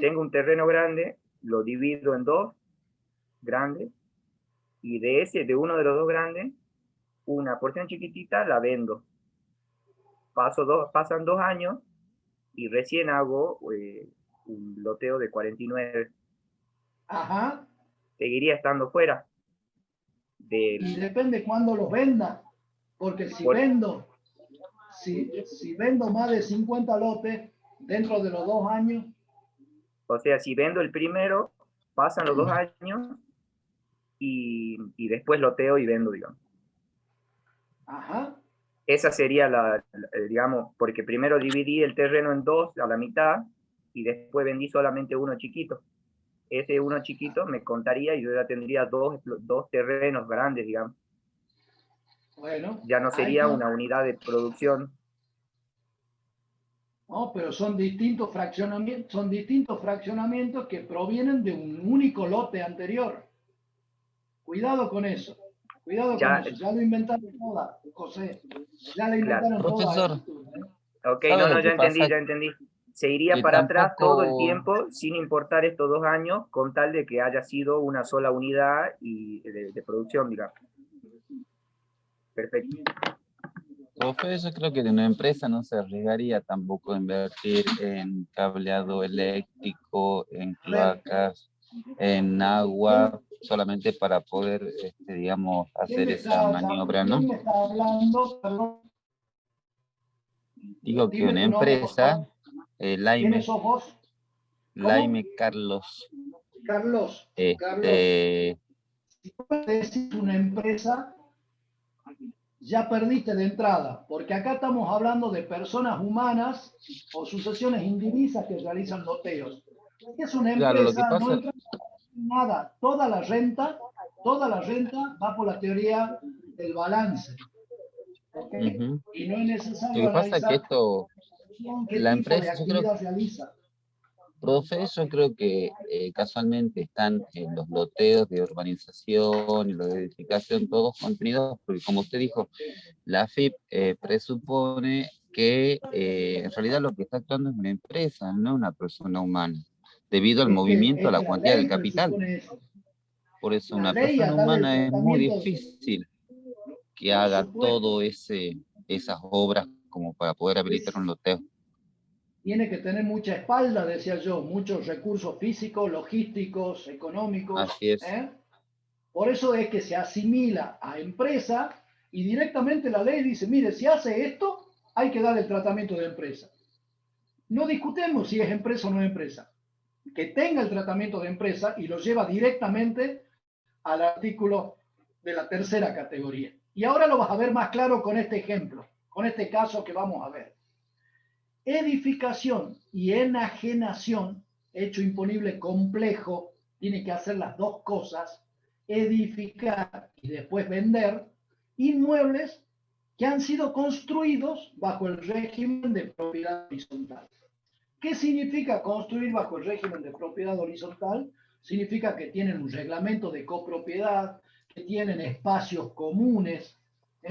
No necesariamente tiene que ser, fíjese qué curioso, la propiedad horizontal que más se conoce es la propiedad vertical, que es la construcción en los edificios, donde está el primer piso, arriba el segundo, arriba el tercero. Y esa es propiedad vertical, no es propiedad horizontal.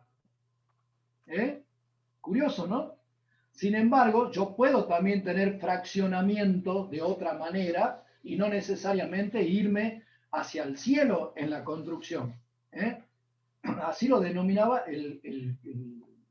el código.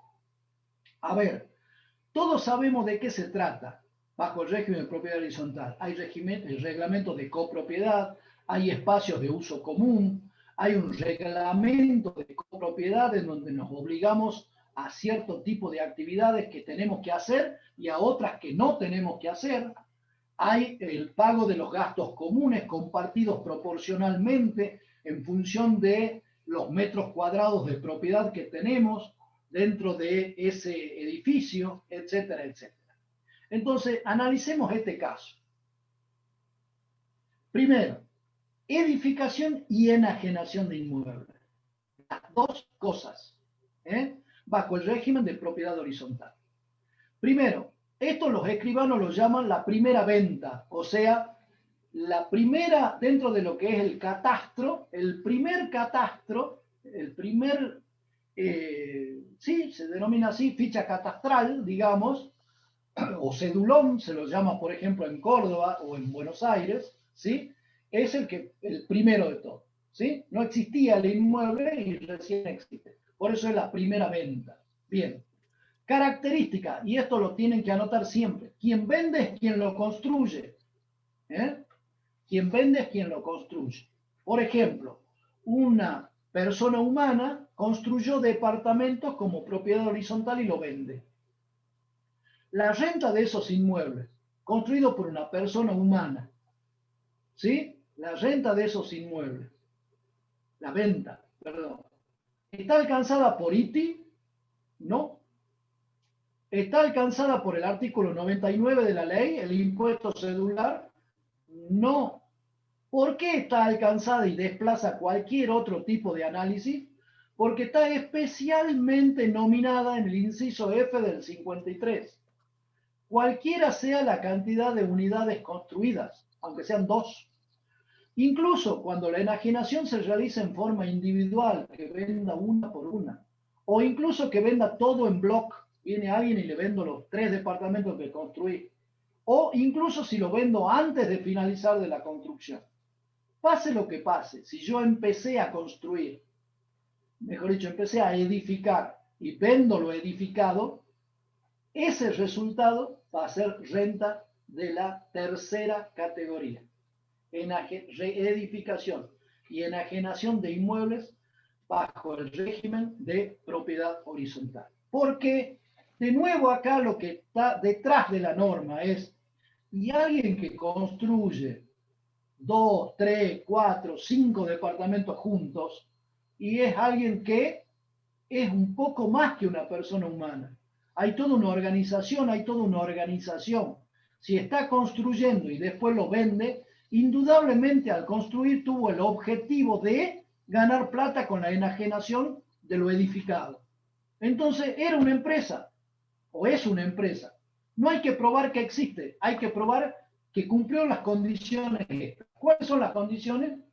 Edificación y enajenación de inmuebles bajo el régimen de propiedad horizontal.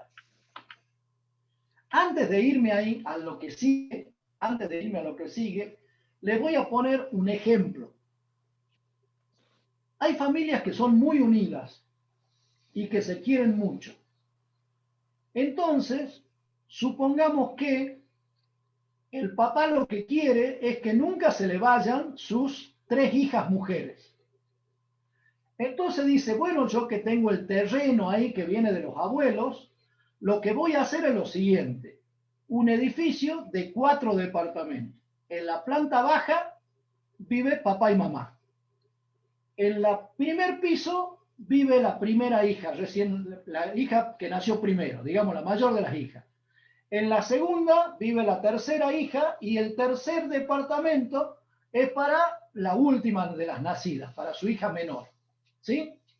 Independientemente de que viva soltera, que viva casada, que viva como quiera vivir. ¿Está claro?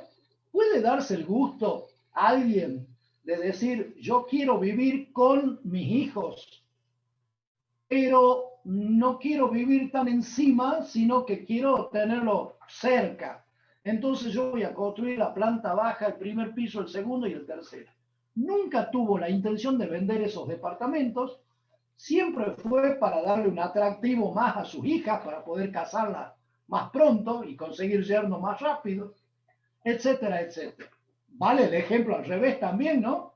Para los que tenemos hijos varones, ¿eh? Vale el ejemplo también.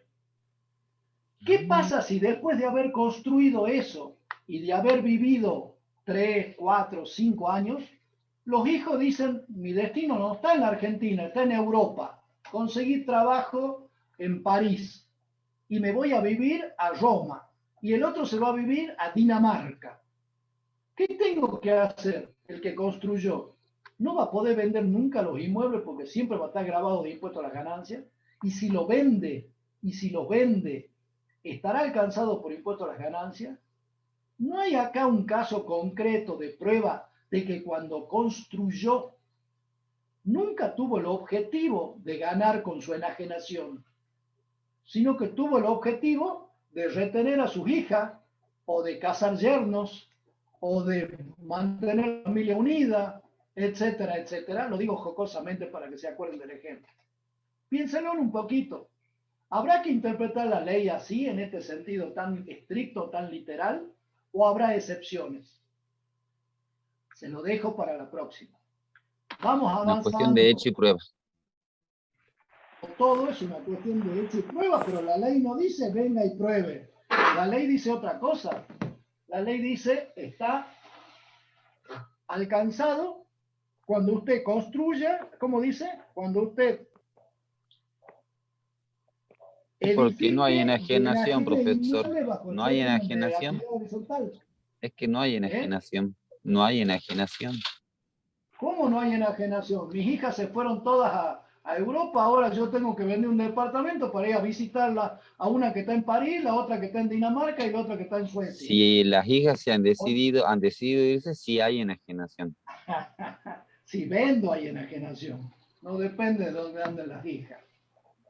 Vamos a avanzar con el tema este.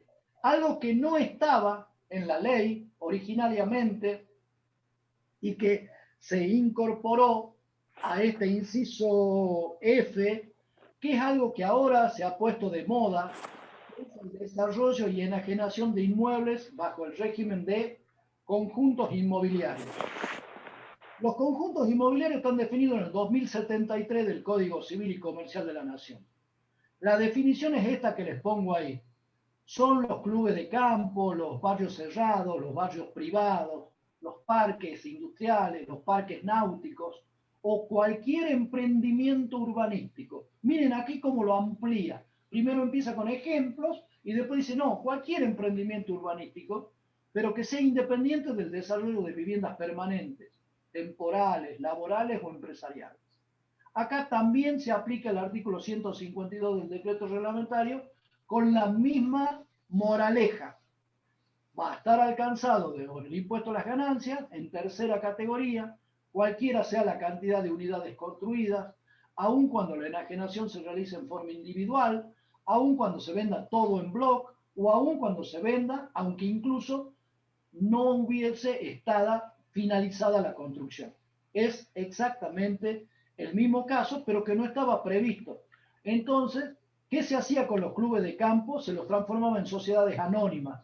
Y usted lo que tenía era una acción. No compraba un inmueble, sino que compraba una acción. Y esa acción le daba derecho al uso en perpetuidad del inmueble.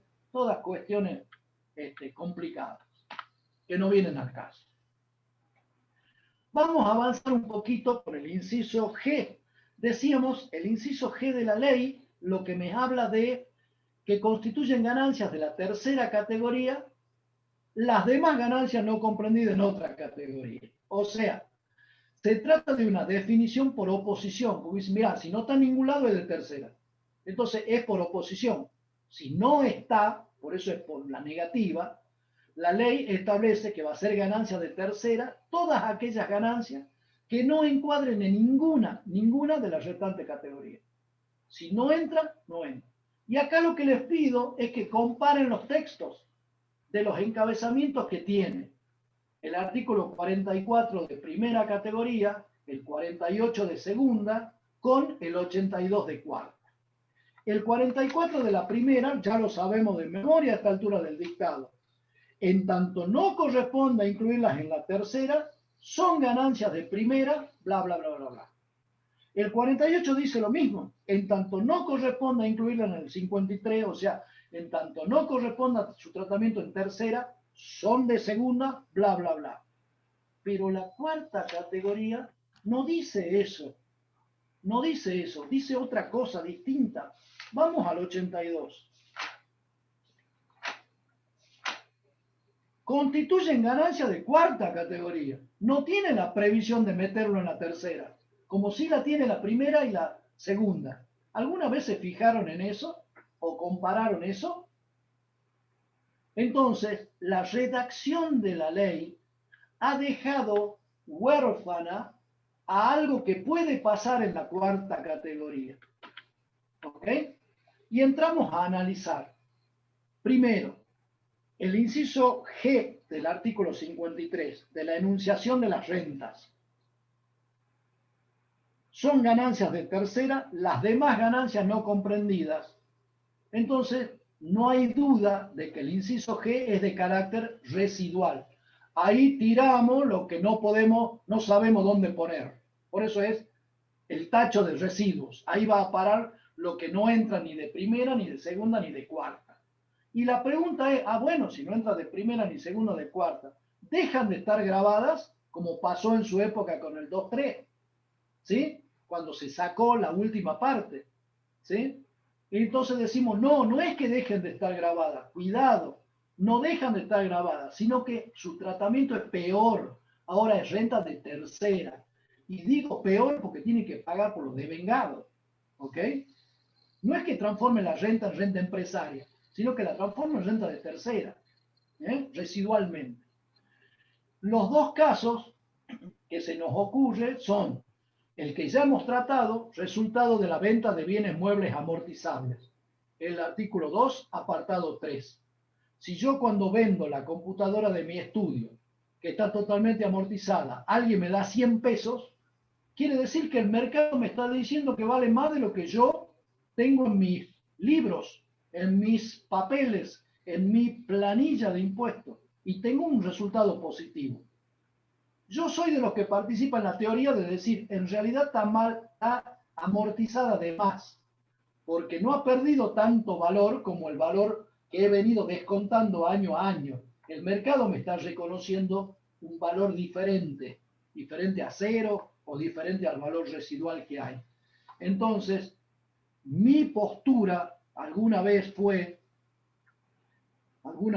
decir, en realidad, el resultado positivo es más ganancia de cuarta, porque es devolución de amortizaciones practicadas en exceso. Porque el mercado me está diciendo que tiene un valor superior al que yo he venido deduciendo a través del tiempo por el uso de este bien mueble amortizable.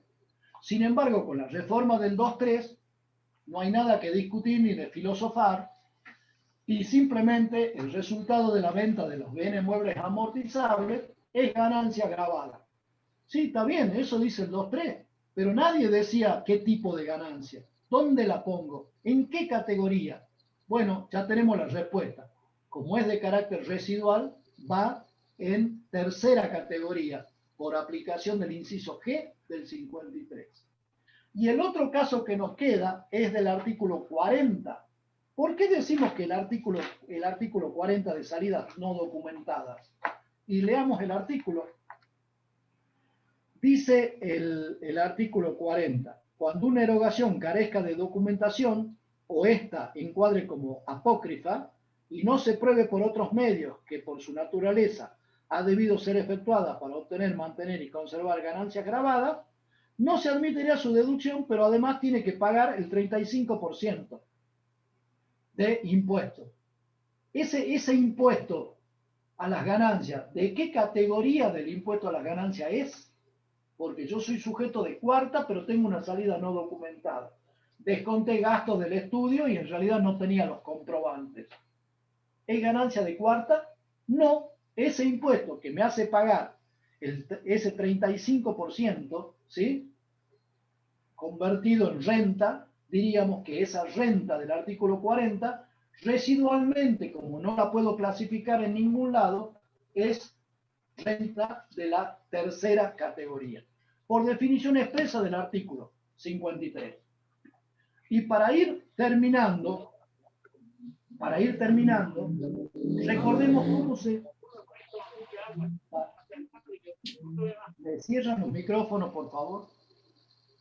Para ir terminando, vamos recordando cómo se determina el resultado en la tercera categoría. A ver, si el sujeto de la tercera categoría,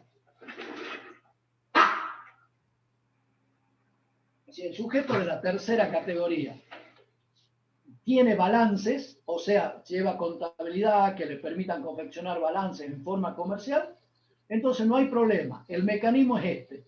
Se parte del resultado contable que ya está reexpresado. Lo que tengo que hacer a continuación es anular el ajuste por inflación contable, lo que contablemente se llama la reexpresión. ¿Sí? La reexpresión. Y hay que practicar los ajustes impositivos necesarios para transformar el resultado contable histórico en resultado impositivo. Ese resultado impositivo va a estar grabado si es positivo o va a ser un quebranto si es negativo. Lo explico de nuevo. Yo tengo una sociedad que lleva libros, una SRL. Mi declaración jurada parte del resultado contable que está en el balance. Y el único que está en el balance es el resultado reexpresado. ¿Qué tengo que hacer? Trabajar con el histórico. ¿Cómo vuelvo al histórico? Anulando la reexpresión contable. Recién estoy en el punto de partida. ¿Qué otra cosa tengo que hacer? Transformar el resultado contable en resultado impositivo.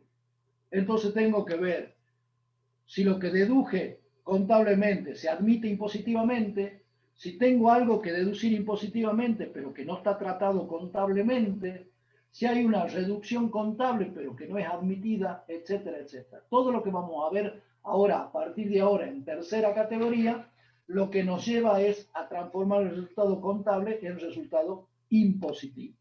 Si es positivo va a estar grabado y si es negativo va a ser un quebranto. Y acá la distinción es, si lleva balance, supongamos que es una sociedad anónima o una SRL, es sociedad de capital. O sea, al resultado impositivo lo único que voy a tener que hacer es aplicarle la alícuota y sacar el impuesto determinado. Y la sociedad de capital anónima o SRL, del ejemplo dado, será contribuyente del impuesto. ¿Por qué? Porque verifica el hecho imponible y además es la encargada de ingresar el impuesto correspondiente. Y me voy al otro caso. Y si no lleva balances, por ejemplo, tenemos lo que siempre llamamos sociedad de hecho. La sociedad de hecho, hasta hace poco, decíamos, no está obligada a llevar balance. Cuidado, porque hoy con el Código Civil y Comercial, todos los entes están obligados a llevar balance. Estarían liberados de hacerlo si sale una reglamentación y esa reglamentación lo considera como un muy pequeño ente, entonces lo libera de esta obligación. Las provincias están haciendo los que no ven y están dejando pasar el tiempo y no están reglamentando nada. En síntesis, a hoy, las viejas sociedades de hecho, hoy sociedades simples, no confeccionan balances. Entonces, ¿qué es lo que hay que hacer? Elaborar el balance impositivo, porque no tengo de dónde partir si no tengo balance. Entonces tengo que armar el balance impositivo. ¿Cómo armo el balance impositivo? Tengo que armar una planilla. Estos son los ingresos, le resto los costos, le resto los gastos, le resto las deducciones, le resto las amortizaciones, le resto todo lo que le pueda restar y me va a quedar recién el resultado. Va a estar grabado si es positivo o va a ser quebranto si es que es negativo. Y por último, y para cerrar, quiero irme por fin al artículo 54. Ya lo he estado explicando un poquito, pero quiero que presten atención en los dos primeros párrafos. ¿Qué dice el 54? El 54, como novedad le cuento que está después del 53. ¿Qué significa? Después que determinaste la renta de tercera, tenés que ver cómo se declara. Por eso viene después del 53. ¿Cómo se atribuye el resultado a los socios?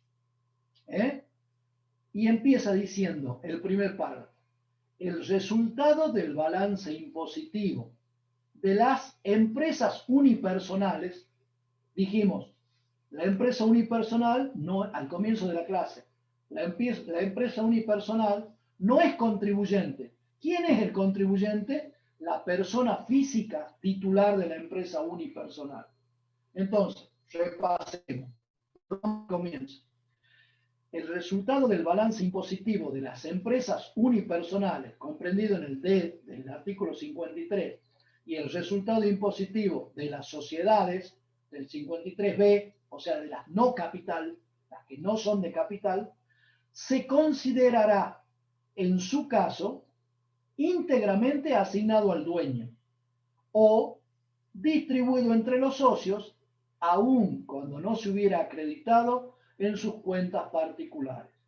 Quiere decir, el resultado de la empresa unipersonal, el 100% es del titular de la empresa unipersonal. Por eso dice en su caso. ¿Cuál sería el otro caso? Que no sea una empresa unipersonal, que sea una sociedad, que no sea una sociedad de capital. El mejor de los ejemplos es la vieja sociedad de hecho.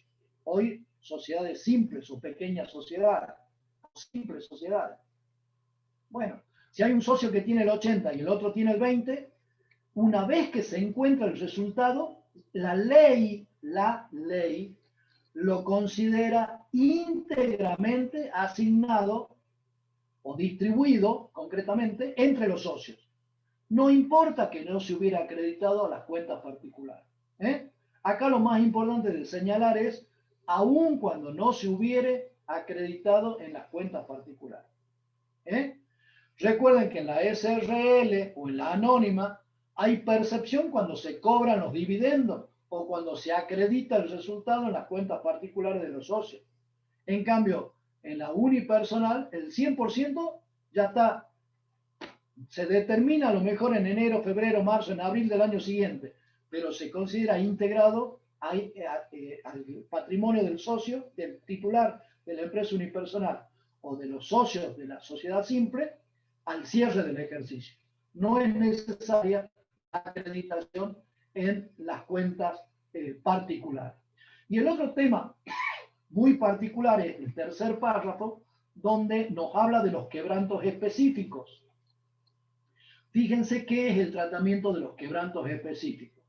Las disposiciones contenidas en los párrafos precedentes, el de la empresa unipersonal, el de la sociedad que no es de capital, en el de los fideicomisos, ¿está bien? No se aplica. ¿Para quién no se aplica? Para el caso de los quebrantos. ¿Qué quebrantos?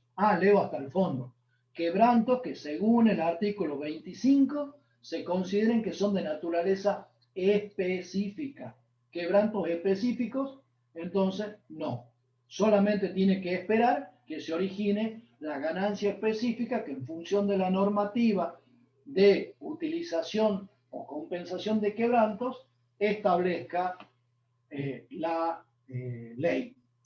Esto ustedes lo van a ver con muchísima más desarrollo y con casuística y con ejemplo en el desarrollo de las próximas clases prácticas. ¿Ok? Con esto y sobre la hora, me queda 2 minutos, les quiero agradecer a todos ustedes la presencia. Disculpen si estuve muy verborrágico, lo que pasa es que tenía muchísimas ganas de dar clase y quedo a disposición de ustedes para las dudas que pudieran tener en las próximas clases. No se olviden de repasar y de estudiar esto que está todo en los libros. Muchas gracias, hasta la próxima. Gracias, profe. Gracias, profes. No Gracias. me regala 30 segundos para hacer una consultita antes de que nos vayamos. No es mío el tiempo, es que nos sacan de clase. Pero si querés hasta que El nos otro día saquen... nos quedamos hasta las Bueno, 8:20. Bueno.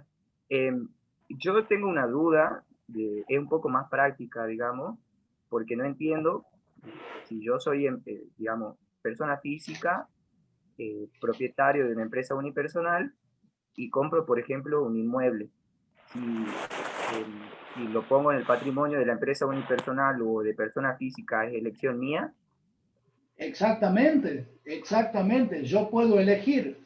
Yo puedo comprar un inmueble y simplemente ese inmueble lo tengo como una inversión y no lo mezclo con mi negocio, empresa unipersonal que vende zapatillas.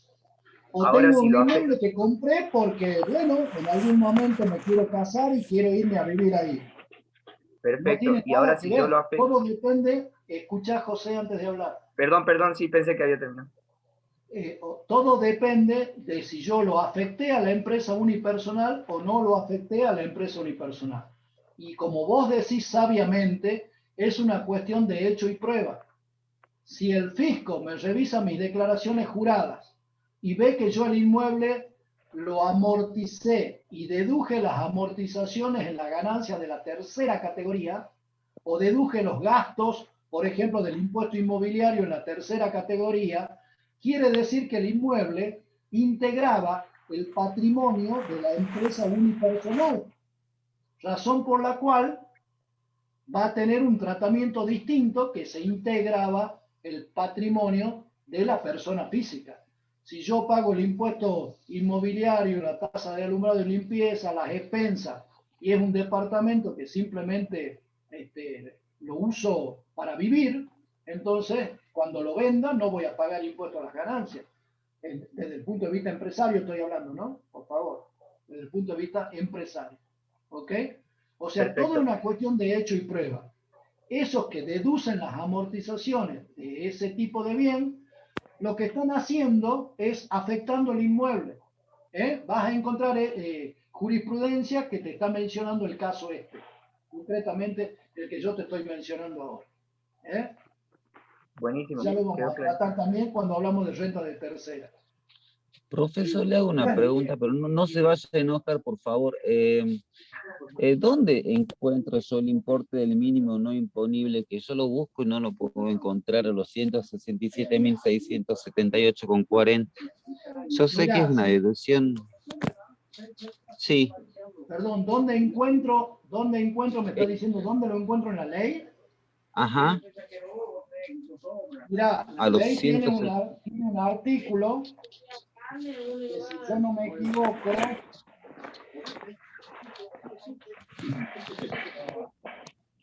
ahora es el 30. ¿Sí? Ahora el artículo 30, y el artículo 30 dice que las personas humanas tendrán derecho a deducir de sus ganancias que lo hablen. Llévenme en el micrófono, por favor. En ganancia no imponible, en deducción de cargas de familia y también en la deducción especial de tercera y cuarta. Les recomiendo, Muchas gracias. en la plataforma existen algunos artículos vinculados con el tratamiento de las deducciones de las personas humanas, ganancia no imponible, cargas de familia y demás. Entre ellos hay un hermoso artículo escrito con mi hijo Joaquín, publicado en la revista de la editorial La Ley, en la revista Impuestos, y que trata de las deducciones, si no me acuerdo, eran del 2019, Joaquín, o 2020. 20. 2020, o sea, todavía está bien vigente. No le sirve. Bueno, pero para el 2020 sí. Lo Pero conceptual. los conceptos sí.